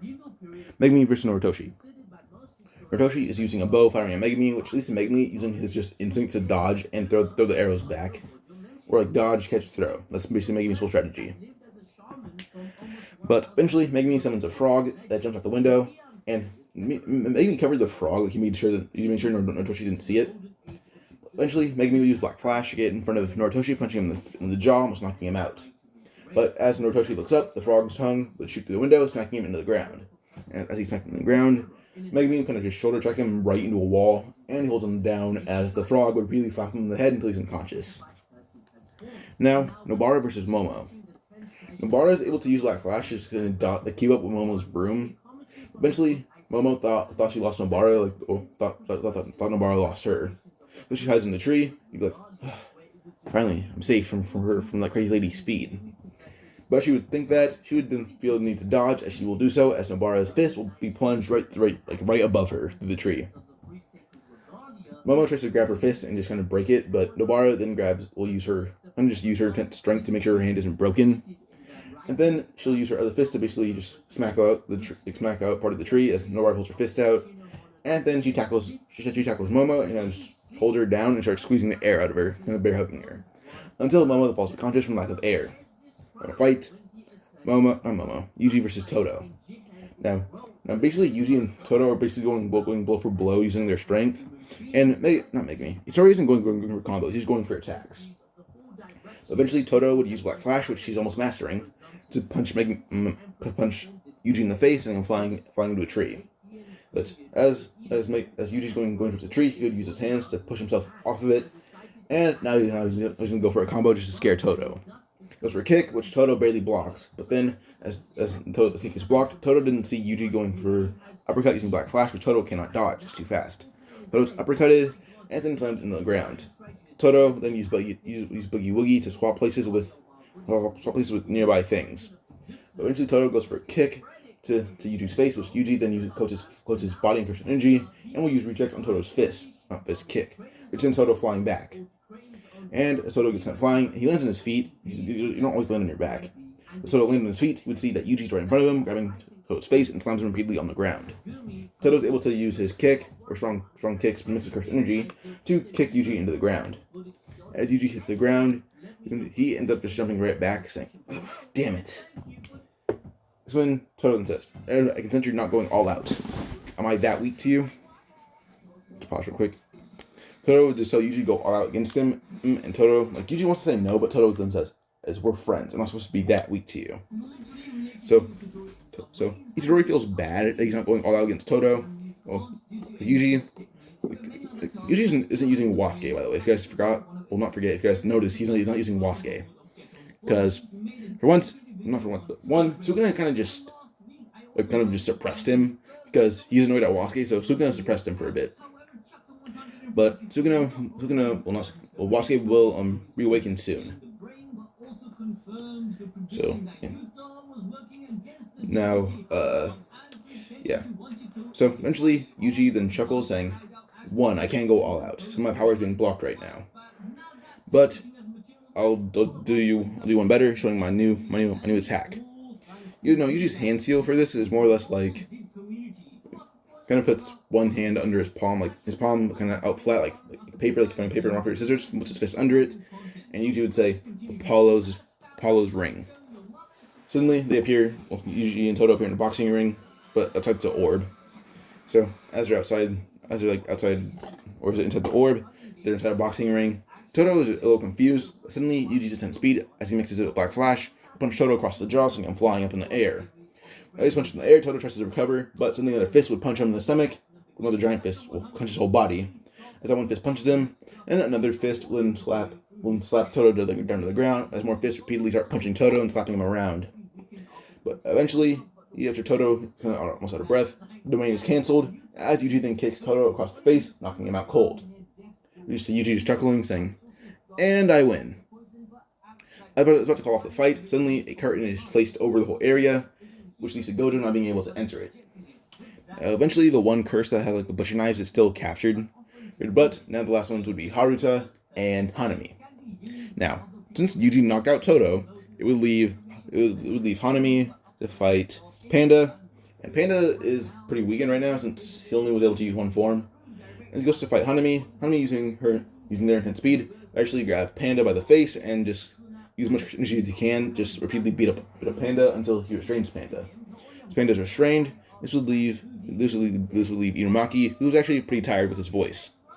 So Inumaki trying to go all out plus being stabbed, he's down for the count. Even if he were to fight Hanami would punch him and stab him multiple times, which would knock him out. Maki versus Hanami doesn't go for Maki, to be honest. As Maki would rush for the attack, Hanami would outmatch her in speed and almost knock her out. So Maki's pinned down. And losing the situation. Now Nobara. Nobara is nowhere near Hanami's level. She's the weakest out of every Tokyo student right now. So eventually, Nobara versus Hanami. She's the weakest, which would result in her losing. Now Megumi versus Hanami. That's a closer fight, but Hanami lost to Toto. Well, not Toto. She was losing to Toto versus Yuji. Well, Toto and Yuji versus. She was losing against the Toto Yuji combo. This Megumi, he wouldn't be equal to it, but he would end up being pretty weakened by it, very weakened by it. So Megumi and Hanami, it's a very close fight, but Hanami still wins. Final person she knocked out Megumi. She's very tired, and eventually she stumbles across Yuji. Now she knows who Yuji is. So as Yuji would rush at Hanami and Yuji would begin fighting hand-to-hand combat, and eventually Hanami would be slammed in the ground. But Hanami would surprise Yuji by using some of her curse technique to stab Yuji through the gut using a giant root. It stabs Yuji right the stomach, making a giant hole there. So if Yuji is stabbed, he would end up breaking the wood off, and he pulls himself out of it. He then says, "Damn it." That's when he gets the urge to actually use some of Sukuna's power, and he would say the phrase, not really knowing, and feel my wrath. That's basically what he says. As Yuji he looks crazy, and he yells, "Feel my wrath." As he yelled that, he actually awakened Wasuke, who actually, the first thing that Yuji said was "Feel my wrath," which awakened Wasuke. Yuji using his full control, he said "Feel my wrath," that would actually result in Wasuke awakening for the first time. Now Yuji's saying it again, which results in him weakening Wasuke from Sukuna's power, suppressing him, and Yuji uses some of Sukuna's power. As Gojo is kind of floating above, or flying above Yuji, he realizes he doesn't need to use Curse Technique Purple, but he's watching in case he might need to use it on Yuji. But as Hanami gets close enough, Yuji then says, "Cleave." As Haruta's watching, but he's in fear. As he uses Cleave, Yuji uses Cleave from Sukuna's power on Hanami. Hanami cut to pieces. But Hanami would try to restore herself as fast as possible, or I don't know what Hanami is. Hanami restores himself. Eventually, Yuji ends up punching Hanami using Reject, and eventually, as to mixing Sukuna's power, plus Wasuke basically just restraining Hanami, making sure nothing touches Yuji. Hanami's pretty weakened, and as the punch would land, plus using Reject, Hanami sent flying right at Gojo. Gojo would dodge pretty easily, and as Hanami sent flying, he would end up landing pretty far away, and Hanami is down for the count. And so eventually that's how weakened she is, or they, I don't know, how weakened they are. So as Hanami was launched pretty far away, that would result in her being too weak, or them, I don't know, to have Hanami basically killed by Ghetto, as they're too weak to continue serving Ghetto. So, as Ghetto would basically think Hanami's too weak, then Ghetto kills Hanami, declaring them too weak, and then that would basically end the Kyoto Goodwill event. But Yoshinobu and Utsuhime, they're shocked that their students who trained really hard lost to Tokyo. As one, Inumaki beat Mekamaru, and Inumaki got stabbed, and Inumaki is no Megami or no Panda or Yuji or Maki. Inumaki might physically be the weakest in the whole group, and he was stabbed and still won. And Panda beat Mai despite being shot, which everyone kind of saw that coming. Pause real quick. So everyone kind of saw Panda beating Mai, but they didn't think Panda would still be full of energy this much still. Mumble, he also fought Hanami and still, that's the Hanami thing. Now Maki versus Miwa, they all saw that coming. Maki is more skilled with weapons. Megumi versus Noritoshi, they all thought that would be a close fight, but it wasn't. It was just basically Megumi's physical prowess would outmatch Noritoshi. And Yuji versus Todo, they all saw that coming. Yuji is a god compared to Todo. But Yuji, he wasn't going all out. He couldn't go all out. And plus, even if he were to use Wasuke, that's still not him going all out. Then Nobara versus Momo, they all knew that was a close fight. So yeah. But with Hanami, they were shocked that Hanami was able to run through all those students, but those students just got out of a fight that they didn't push themselves in. So yeah. So as Hanami ended up, Hanami was pretty tired by the time it got to Yuji, but they all saw that if Yuji were to fight Hanami would still lose. Now they all sense that Hanami died, but they also sense that Haruto got away. It was hard to didn't even try to fight. But yeah, they're a prisoner now. Now the next arc, I believe, is the Shibuya incident. And let me go over this arc real quick. I completely I almost skipped Choso's whole thing on Choso, the two brothers, older brothers of Choso. Now, well, I think that some hairs in my mouth. All right, now, the whole Choso, the thing with Choso's brothers, this is actually handled by Kyoto, as they wanted their students to get stronger. So Kyoto would actually handle this, but I'll go over Kyoto just to give them a little more clout. So Kyoto. Now, people that tend to handle Choso's brothers, that would be Mai, Miwa, and Todo. Todo would easily handle the guy with the guy with the face on his back, I guess. That's Todo's thing, and that's legit just Todo basically abusing that guy. And eventually, Todo would use Boogie Woogie to surprise him, and as he got surprised, Todo would use two fingers and shove it up the guy's neck, and then pull upwards, and that kills him. So, yeah. And this time, so the whole thing about this, Choso is so gonna hate Yuji by the time it comes to when Yuji fights Choso. Choso's still gonna hate Yuji. That's one thing. They declared that Yuji was too strong to go on that mission. So Yuji could have soloed everyone there, but they declared Yuji too strong. So Choso's reason he's going to hate Yuji is because they basically thought Yuji was declaring his brothers incredibly weak.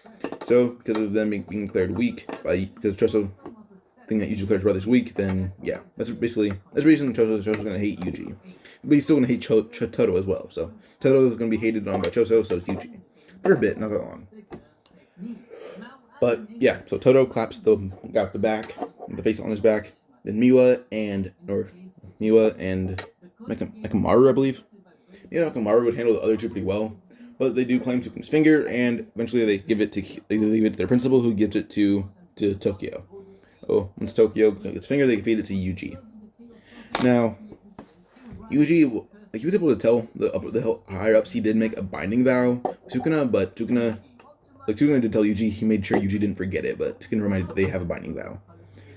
So they're kind of holding back the execution date that they have in mind. They're holding it back because Yuji's somewhat close to taming Sukuna. But now Shibuya incident, so I'm going to go over what I know.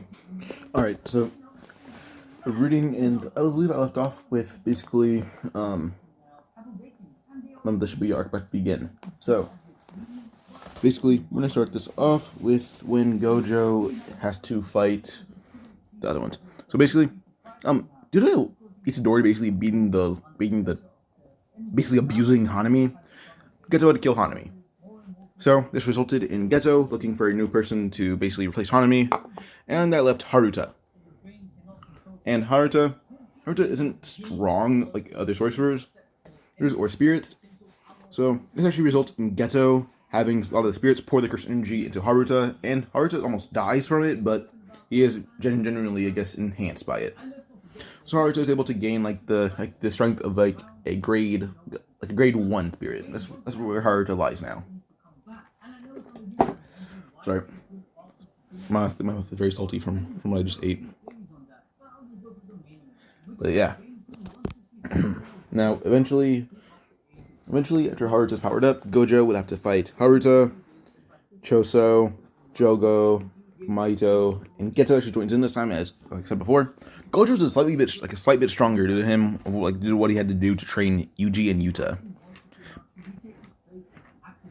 So Gojo's a bit stronger, and she's basically manhandling everyone, even Geto, which shocks pseudo Geto, or the brain. So the brain is shocked at how strong Gojo is, because when reported against him versus everyone else, it wasn't reported that it was Gojo that did it, or Yuta. It reported that students beat the crap out of Geto. So the brain, more or less, just wants to see how strong Gojo is for himself, but it does result in Haruta is killed, and this time Ichichi, which is the guy who escorts everyone everywhere, Ichichi is not stabbed by Haruta, but more or less tons of spirits are after him, so Ichichi has to fight even though he's not that strong. Eventually Gojo kills Haruta, and yeah. Now, Gojo is still sealed, but this time he barely gets sealed. Like Geto, or the brain, had to catch Gojo off guard with the giant Shikigami, or curse, and then the brain would end up using Prison Realm on Gojo, which seals him. Now, we're going to go to Yuji versus the Grasshopper Spirit. Now, this time, Yuji's group is him, Mei, and Mei's brother, but joining them this time is Junpei. Junpei, like I said, was saved. His mother lives at the academy, but Junpei's mother does not have a curse technique. But Junpei does. He has the giant jellyfish thing. I've heard its name, but I don't really care about it. So, yeah. I just call it jellyfish. So, jellyfish, Junpei, Mei, and Yuji. Plus Mei's brother. Pretty sure Ui or something. But eventually, when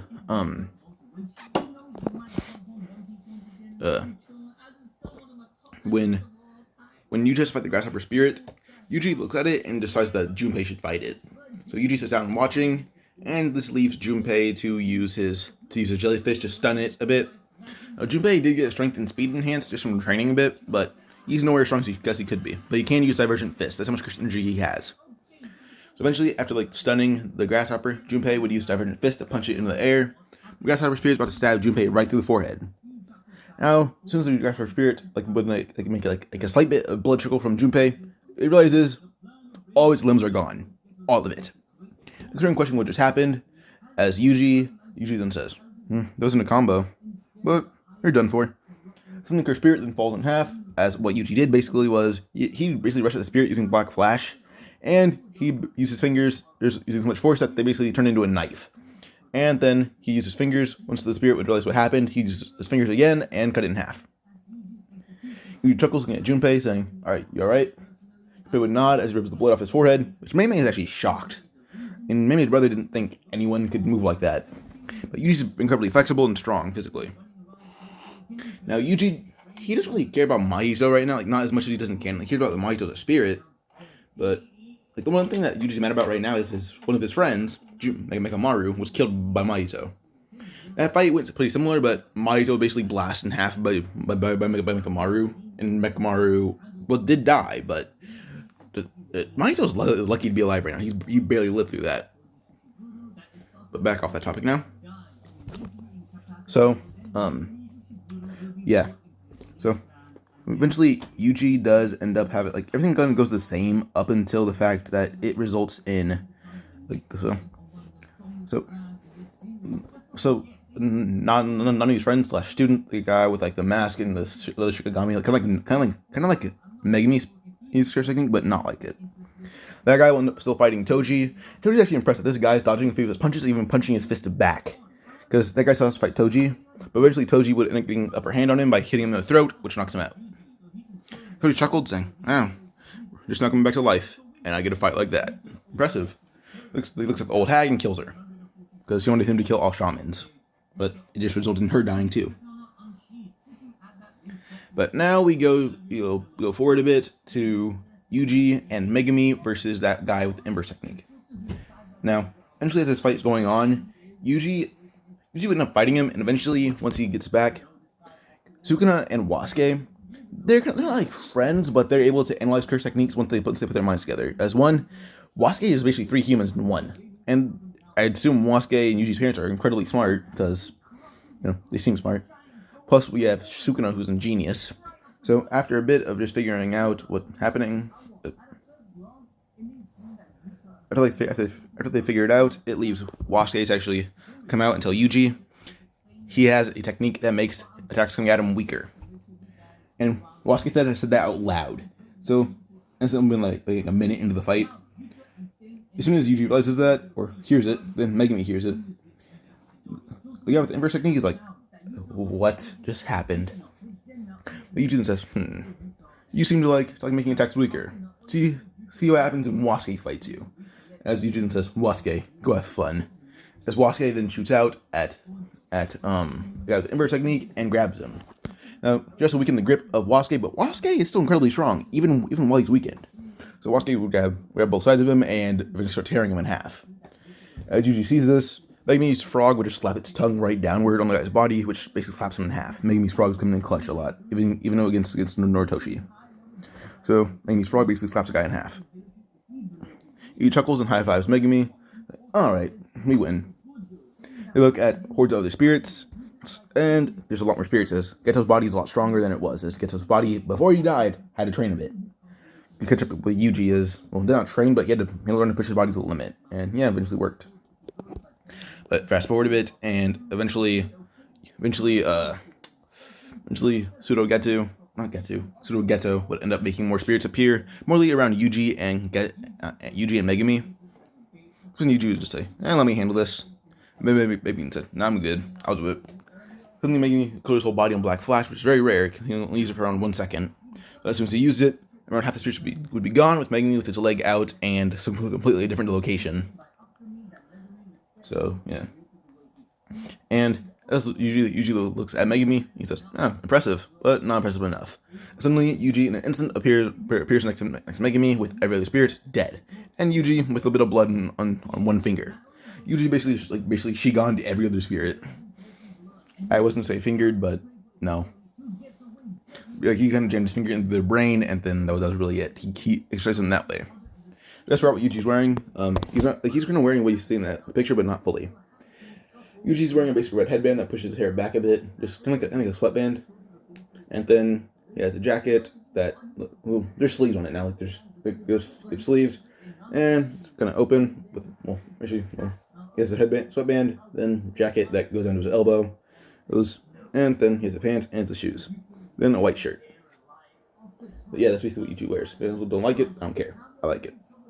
Now, eventually, once like Yuji basically defeated all the rest of them, Megumi and Yuji separate and they go out to fight. Now, let me pause real quick. Alright, I had to move locations to record. So, I believe I left off with Yuji versus the... So Yuji versus the guy with the invert technique, Yuji versus the green thing. Alright, so after the green thing, it would be Mei and her brother. Mei and her brother handle everything pretty well, so we're gonna fast forward a bit to Yuji and now Junpei this time versus Choso.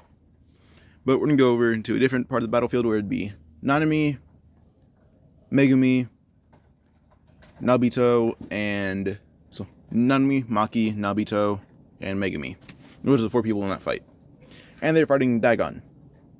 So Hanami's already dead.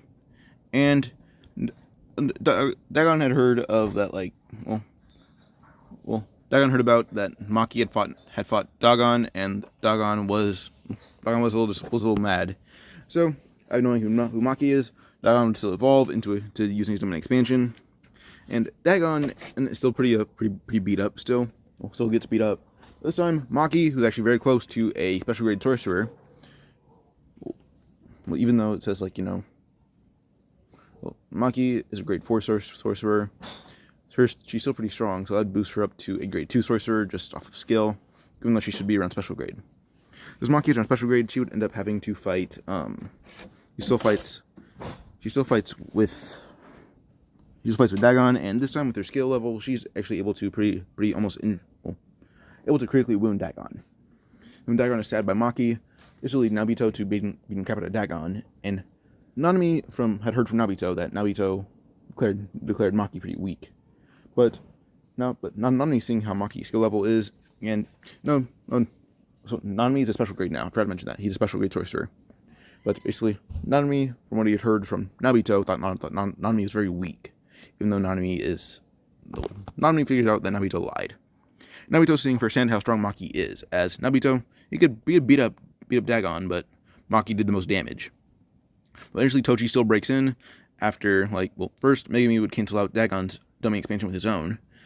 And eventually, so the whole thing that Megumi's trying to do is make sure his domain is on level of Itadori's, as Itadori's is strong, but still not as durable. Unlike Megumi's, who's actually very strong and durable. But eventually we go over to Toji breaking in through both domains, and when he gets down, he ends up taking Megumi. When he takes Megumi, this will lead to Megumi versus Toji. Now, in terms of speed and strength, they're almost matched. Toji has the slight advantage in physical strength, Megumi has the advantage in speed. So, Megumi's fighting Toji, while Toji is using a sharpened, playful cloud. Megumi is using a knife. So Megumi and Toji are fighting. Eventually, Toji gets stabbed right in the stomach by Megumi. Megumi just move the blade to the side, which cuts open Toji's stomach. Toji coughs up blood, about to die, but then he asks Megumi a serious question. What is your name? Megumi says, Megumi Fushiguro. And isn't Toji, Megumi strong enough to know his name. And Toji, she did stab Megumi in the side using Playful Cloud, but I didn't say that. Sorry. I forgot to say that Megumi got stabbed by Toji. But usually Toji would say, "All right, good to know. My name's Toji Fushiguro," as Toji stabbed himself in the head. Megumi then kind of realized that's his father that just died. Toji's a little disappointed. Not Toji. Megumi's still disappointed that his dad had to die like that. But yeah. But we're going to go over to Maki and Nobito and Nanami versus Jogo. So, Nobito's the first one taken down as he's the weakest of the group. Yes, him and Maki are very close in strength, but if Maki and him were to fight seriously, it would be actually an equal fight because Nobito's drunk. He's not fully sober and conscious of what he's going to do. Nobito is killed by Jogo. Well, almost killed. He's on the death's door at this point. But he then has to fight Nanami and Maki, who are all special grade sorcerers. Basically, Maki isn't special grade, but she's close. As Maki and Jogo fight, Jogo can acknowledge that even compared to the old man, Maki most likely would have killed him. And Naruto hears that as he's dying, that Maki would have killed him in a fight. Which kind of makes him mad, so he gets back up, and using Cursed Energy, he ends up almost awakening positive Cursed Energy. Or does, but for a brief second, which heals him a bit. As he's healed a bit, some of his body is restored back to normal, and he fights alongside them. As he yells, "I will not lose to a weakling like Maki." As he ends up fighting alongside Nanami and Maki. And actually, Nanami's face is still pretty badly burned, but Nanami went to overtime, which just involves him beating the crap out of Jogo. Eventually, Jogo gets too close to Nanami. Eventually, Nanami kind of puts Jogo in a hold, which would result in Nanami breaking Jogo's arm, but using his overtime strength, he would tear off Jogo's arm. As Jogo's arm is torn off, Nanami then bursts at him using Black Flash and repeatedly beats crap out of him. And eventually, Maki would rush at Jogo, cutting off his leg. We're trying to, but the blade stops like halfway in his leg. But eventually, she ends up just trying to just kill him, but her blade won't come out of Jogo. Jogo puts his head down, chuckling, and he laughs loudly as then the volcano shoots from his head and burns Maki. And then we have Nanami, who actually was able to stab Jogo right in the chest and swing his blade downward, which makes Nanami be able to see straight through Jogo. Jogo falls on his back, coughing up blood, realizing that him and Nanami are on the same level. Nanami didn't get to attack Jogo, so yeah. Nanami did attack Jogo. He didn't get to attack Dagon. That's what I meant.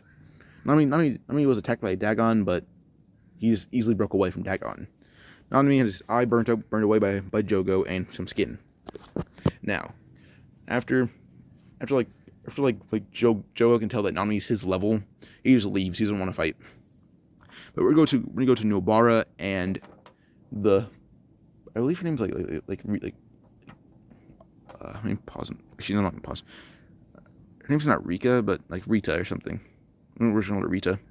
It's Rita and Nobara versus Haruta. At this point, Haruta and Nobara are on equal strength, but eventually Maki starts using Black Flash. In the middle of Black Flash, Haruta tries to kick Nobara in the chest. And when she goes for the kick, he instantly feels like it's a brick wall. Nobara chuckles as she ends up grabbing Haruta by the neck and throwing him against the wall, as she would then use one of her nails to kind of hit the back of it right through Haruta's head. As yes, Haruta originally was supposed to die by Gojo, but his luck, his whole curse technique is luck, so he was able to escape death, but barely. So he barely escaped death, and yeah, from Gojo. This time, he actually was killed by Nobara. So nail goes right through his head, killing him. And now, Mahito he made a double as he was about to go to find Itadori. So the double is going out looking for Nobara as he wants to bring Nobara's body to Itadori. So now Mahito and Nobara, Mahito versus Nobara. And his double can't use idle transfiguration. But we're going to go over Itadori and Junpei versus not Jogo. Itadori and Junpei versus Choso. To be honest, it's legit just Itadori abusing Choso. Like, Choso would go for an attack, which Itadori, using his intense speed and strength, would go right over the attack and kick Choso right in the face, which leaves Junpei open for an attack too, which he would stab Choso in the leg using a jellyfish, which would paralyze Choso for like a brief second, but right as Choso breaks out, he would end up being headbutted into the ground by Itadori, as Itadori would follow suit using a punch from Wasuke. Wasuke would grow from the ground, basically, and he grabs Choso and slams him against a wall, which Choso is shocked. He didn't see Wasuke there. Then Itadori would elbow Choso right through the wall, as Junpei then sticks like a tendril from the jellyfish right through Choso's heart. It doesn't kill him, but Choso's down for the count now. As Itadori chuckles, saying, "Was it really supposed to be that easy?" Junpei laughs, saying, "I don't think so." This one Itadori then says, "Well, if you were to fight Choso alone, you'd die, but he would have had a few holes in him." Junpei will chuckle, feeling a little bit offended by that, but knows it's true. Now we're going to go forward a bit, and Itadori, he ends up kind of going forward pretty tired, because, well, not really tired, but more or less kind of bored. And out of being bored, he kind of yawns, and he gets a slight bit of sleepiness from that. But as he gets a little bit of sleepiness, we're going to go to Jogo, who bursts down the hallway, kicking Itadori right in the chest. Itadori gets him flying through a few walls, so he ends up in a bathroom stall, and he coughs up blood. Itadori says, "What the hell?" Is that Wasuke, who didn't even see, who was so, Jogo was so fast, Wasuke didn't even see him. But Junpei is now left alone against Jogo. Now, Junpei tries to stab Jogo, but Jogo would just dodge. It's about to burn. He's basically about to kill Junpei.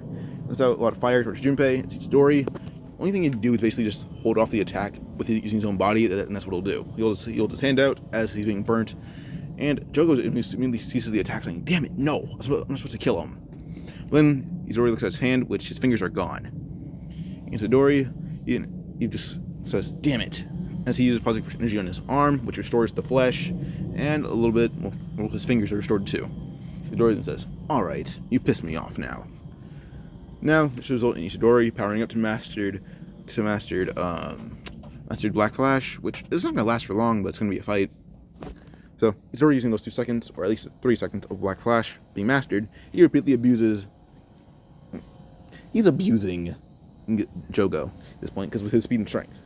Eventually, he elbows Jogo right in the neck, sending him flying down to the ground. And Jogo says, "I guess I'll have to incapacitate you myself." As Jogo, well, he'll think that, not say it out loud. Jogo then jumps back, unrolling Sukuna's fingers. And as he unrolls it, Junpei would stab him right through the head using his jellyfish. As he stabs through the head, he's paralyzed, but the blade didn't go like directly through his face, but it's in the back of his head.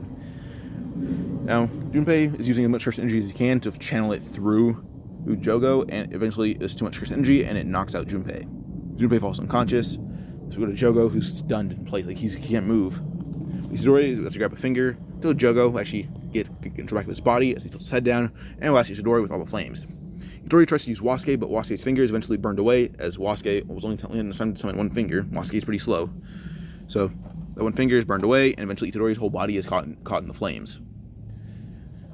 Now, eventually, as Itadori, as he's put back in the stall, he ends up seeing 2 girls there. The 2 girls then give him 1 finger. Now Jogo, he felt Sukuna awaken, as Itadori is just stunned. He's down for the count. He's basically dead at this point. But Sukuna would awaken, and Jogo feels it. He jumps in the stall looking at the girl, saying, "How much fingers did you give him?" Jogo didn't think he'd weaken Itadori that much. Suddenly Sukuna, like Jogo, would just open up all of, first the girls have to escape from Jogo as he tries to kill them, but they get away. And eventually Jogo would grab the fingers and start shoving them down Itadori's mouth. As soon as he's about to put the 9th one down, or not the 10th one down, he feels a strong punch into his gut as he's sent flying right out of the building, right out of it. Well, then he looks back, and looks behind him as he felt a weird presence. And he sees Sukuna as he swallows the 10th finger. Now, he thought Sukuna would be weakened because of Itadori's very, very burned up body, but what he sees, it will shock him. A completely healed Itadori. What's missing is clothes. Well, he has like half of his pants left. Sukuna will chuckle, saying, "Really did a number on my host. Luckily, you're lucky you caught him off guard. If he was still on guard, you wouldn't even be alive right now. But now you're dealing with me, who's above half power." As Jogo gets ready for a fight, knowing Sukuna wants a fight. But eventually, the 2 girls appear in front of Sukuna, asking him, "We'll give you another finger if you can heal Master Ghetto."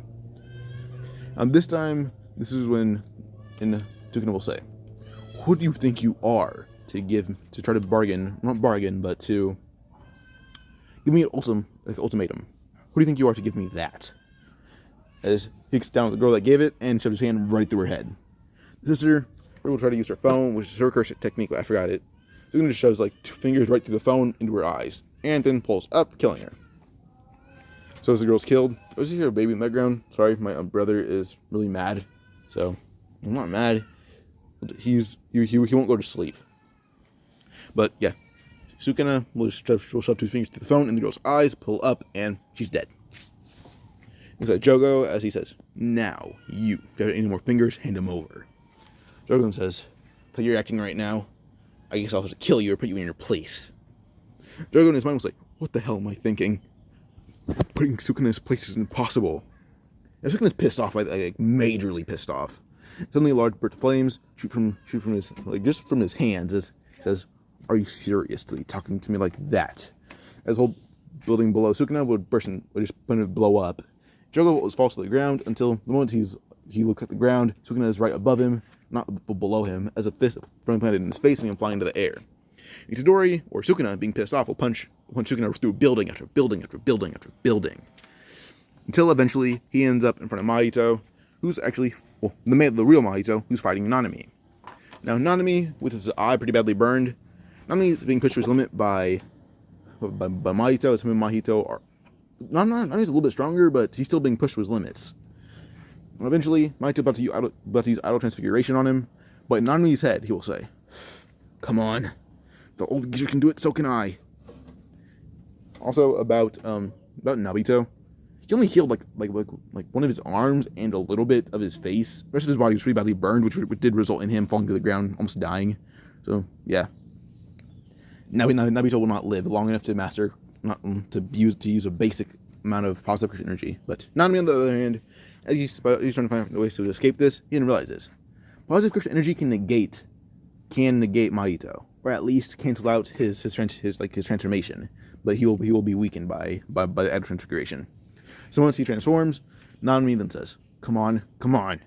His body then mixes with some of the cursed energy and then shoots it back out, as he then turns normal again. Mahito was amazed that Nanami stayed normal, as no one even saw him transform. Nanami then says, "It worked." But he actually falls to one knee, being pretty tired, and he looks at Sukuna. He then says, "Hey, you do me a favor. Itadori wakes up, tell him I tried." And I leave everything to him. Mahito then says, "You're not going to escape this time," as he then kills Nanami. Then we go to Jogo, who's actually he's in fear of Sukuna. Sukuna just throws Jogo to the side, saying, "This will fight both of you now." Jogo tries to let out a blast of flames, but that's when Sukuna then says, "Fire on fire, I win." I shoot a giant flaming arrow through Jogo's flames, sending Jogo flying, and kills him. So as he kills Jogo, he looks at Mahito. But Itadori recovered. But now Sukuna's being forced into his body. Sukuna tries to say the word, but Itadori's forcing him back in. Itadori just with sheer rage is pulling Sukuna back. Sukuna is thinking about punching Itadori, but Itadori had yelled, "Feel my wrath." As Itadori had just went full control, but he activated Sukuna's power. As he ends up having the marks on his body, but he's in control. Sukuna is shocked that Itadori forced out all this power, as Itadori looks at Nanami's corpse, and he didn't see that. He didn't see it. So by the time he looks at it now, he's pissed off at Mahito. Itadori just chuckles, and everyone feels this large amount of cursed energy just everywhere. Maki was on fire. She's not extinguished. She starts limping towards where the large amount of cursed energy is built up at. Goes towards it, as so does everyone else. By the time they get there, they're shocked. So they see Itadori with Mahito. But eventually, the Mahito double is flung through a building, as Nobara, who's actually pretty badly wounded, lands in front of it. Yuji looks at Nobara, or Kusaki, who's actually in pretty bad condition. One of her arms is barely even an arm anymore. It's just so torn up. Her face is missing an eye. Her skin's pretty badly damaged. And the rest of her body isn't in too good shape. But Mahito double still isn't either. He tries to use Black Flash, but this leads to Yuji just basically grabbing the clone or double and just dispersing it, saying, First you kill my master. First you steal my master. You kill my other one. Then you hurt my friends. And now you have wounded my teammate. I'll murder you." Yuji then rushes at Mahito as fast as he can, and eventually starts basically abusing Mahito. It's not even funny anymore. It's just literal. Mahito's not able to get a hit in on him. Mahito even goes to his new form. But we're gonna go to Toto and the rest of Kyoto students. They're looking around at Yuji like he's a monster. They see Sukuna's markings, but they see Yuji's in full control. He's doing this of his own will. Toto would land right next, let's just say Maki. He lands next to Maki as he starts just kind of patching her up. He asks Maki what happened, and Maki then says, "No, I haven't been here that long. I've been here for probably 2 minutes. From what I understand, and let's see. Yuji's master Nanami is dead right there. His teammate Kurosaki is pretty badly damaged. And then I guess we have his friend, also in pretty bad condition, along with everyone else here. And Yuji has been pushed to his limits. Well, his mental limits. Physically, Yuji is now beyond anyone's capability. The person that can stop him here is Gojo. As Yuji is actually just completely abusing Mahito still. Even Wasuke's joining in, as Wasuke got stronger and stronger than Rika. So eventually, after a bit, he ended up pinning Mahito to the ground as Mahito's still going all out. But Yuji would land one final punch to Mahito, which caves in his face. But Yuji would run out of cursed energy as he falls back, almost dying from exhaustion. He starts crawling towards Mahito as he gets off him, but still keeps punching Mahito in the face. Mahito's having more and more physical strength left right now, would punch Yuji off of him, and starts crawling towards Ghetto, who's watching this right now. And this is when Sukuna's old servant, Urahame, I believe. Urahame looks on at Yuji like, if he'd have fought Sukuna in that form, him and Sukuna might have been an even match, but Sukuna probably would have won still. But eventually, Ghetto still absorbs or eats Sukuna, or Pseudo-Ghetto. Eats Sukuna, eats Mahito. I'm messing up so much. Mahito's eaten, and after Ghetto, first Urahame starts thinking should she kidnap Yuji? But eventually Ghetto, or the brain, tells them no. Now eventually Yuji will end up just standing up, being still he's exhausted, but he runs towards Ghetto as Ghetto over Mahito, but he would use auto transfiguration on Yuji, and Yuji then he starts turning slowly into a monster, and Ghetto and Urahame will leave. Yuji uses as much force as he can, forces his body to not just transform fully. Everyone is trying to make sure Yuji stays intact. Junpei even wakes up as he wanders towards Yuji, trying to use his jellyfish, which would stab Yuji right in the arm. It's not going to last long, but it's going to paralyze Yuji long enough for Naoya, who had gotten the news of Naoya got the news. It's been a few minutes since the fight between Mahito and Yuji. It would last pretty long, I guess. Well, it did, but Naoya eventually arrives. So is Yuki Tsukumo. Todo is there. He's not down, but yeah. Every other Kyoto student is there, and eventually everyone's trying to hold off Yuji transforming, except for the Kyoto students. Well, Todo's helping, and so is Miwa. But everyone else is every other Kyoto student is just watching. Until eventually we get to Junpei, who stabs Yuji in the arm using jellyfish, which paralyzes the auto transfiguration and Yuji's body. But eventually we're going to go to Okotsu, who arrives with Naoya. They didn't go together, but Naoya arrives at the same time as Okotsu. Naoya goes to kill Megumi, who's he's awake, but he's very tired. He goes to attack Megumi, but Megumi, seeing Naoya coming, would just legit he appears right next to Naoya and punches him right into the ground. Right as strong as Maki hit him in cannon, that's how strong Megumi just punched him in the ground. I'm not having any of this right now. Then Megumi looks around and not really seeing what happened, as he's just now getting up. He's seeing an injured Kujisaki and a very, very badly damaged Yuji, who's turning into a monster or a spirit. Then Megumi's cursed energy begins flaring up as everyone feels it. He then walks towards Yuji, who he tries to just use positive cursed energy, but it won't activate. Megumi keeps trying, as Yuji thanks Megumi for trying. And then eventually we have Okotsu, who jumps down next to Yuji, saying, "Alright, brother, I'll heal you now." As Yuji then just looks at Okotsu smiling and crying out of happiness and fear. But eventually he ends up turning back, his body just cancels out all the idle transfiguration, thanks to Okotsu. And Okotsu just hugs Yuji. But Okotsu then just says, "Yuji, the council deemed me to kill you."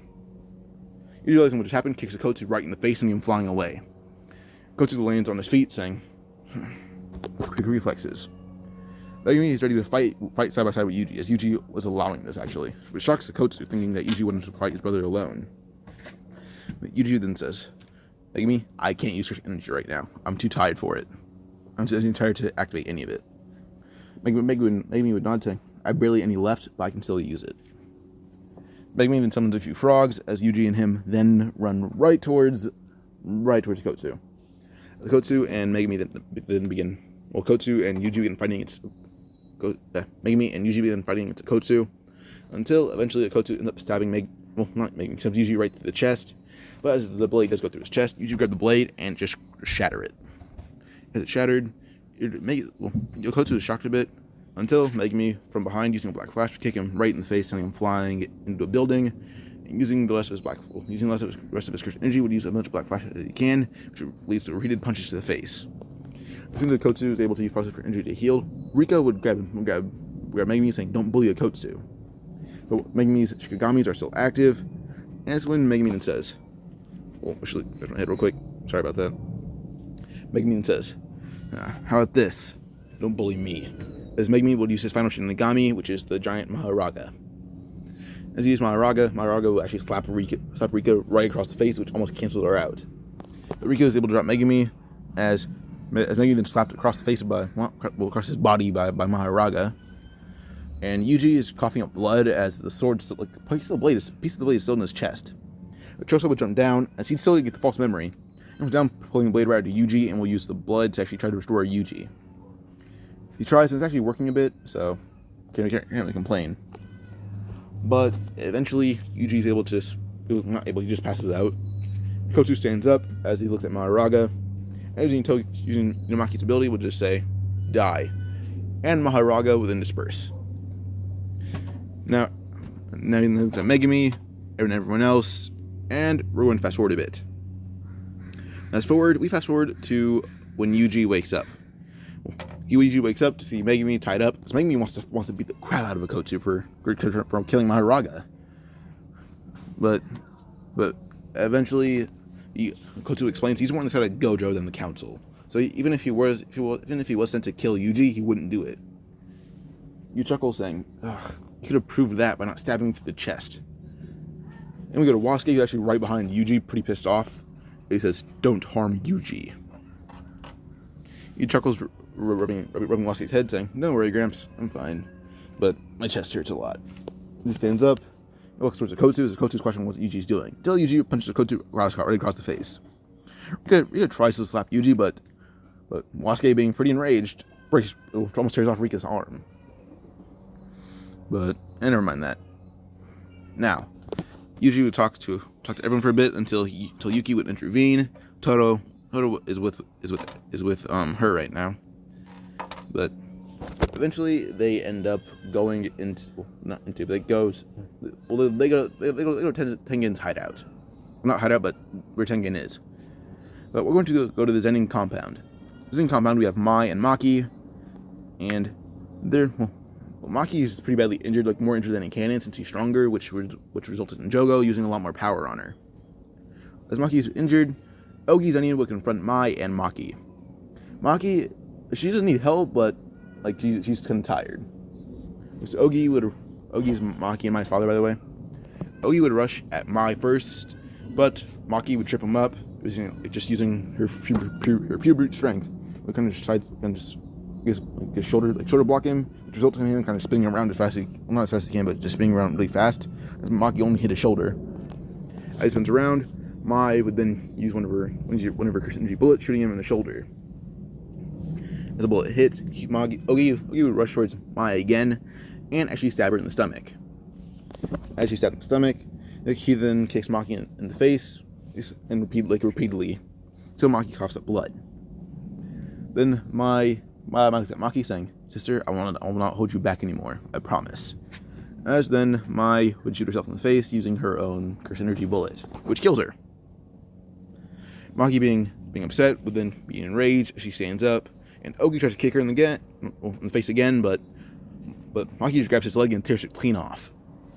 Ogi's a little confused, he's confused, until he feels a strong punch, and he looks up at Maki. He's a little confused on why he's on the ground, until he realizes his head was punched off his body. He sees his whole body in front of him. Maki walks away, and then this results in Maki versus the whole Zenin family. Maki kills everyone. Now he's the last one left, though, but Naoya's not there at the moment. Because Mai got her home as fast as she could, because she was pretty injured. Maki ends up leaving, going to the academy. By the time she gets there, she stumbles in, covered in blood and crying. And the first person whose arm she falls into is Yuji's. She got along with him better than Okotsu, and Maki has a thing for Yuji, so she falls into his arm crying as Yuji then asks what happened to her. By the way, Yuji has pants now, but they can't find a shirt for him. But Maki goes over the whole Zenin family thing, and shocks everyone that Maki basically killed the whole family. But she had a right to, so yeah. But after a brief explanation from it, and that last one left is Naoya, Josun says, "Can I just kill him? Because I almost did earlier." Maki then insists that she's the one that must kill Naoya. But they told him to Tengen, and eventually Naoya, when he goes home, he's pretty pissed that, 1, Maki's alive. 2, Megumi's alive. 3, everyone he somewhat knew is dead. Now, this would enrage Naoya to the point where he actually would reach Toji's level as well, and go to the academy knowing this is where Maki is. By the time he gets there, he just sees Yuji waiting outside. As Yuji has sensed Naoya's rise in, I guess, in-person energy, Yuji's waiting outside holding a sword. Well, not really a sword, but he has a sword leaning against him as Yuji's sitting down. Yuji looks at Naoya saying, "Alright, what do you want?" Naoya says, "Where's Maki? I'm a killer." But then from behind, Naoya would barely dodge an attack from... Naoya barely dodges an attack from Maki as his side is pretty badly cut. But then, as he goes to punch downwards on Maki would kind of do a backflip, I guess. And as backflip, to draw a gun and shoot at Naoya.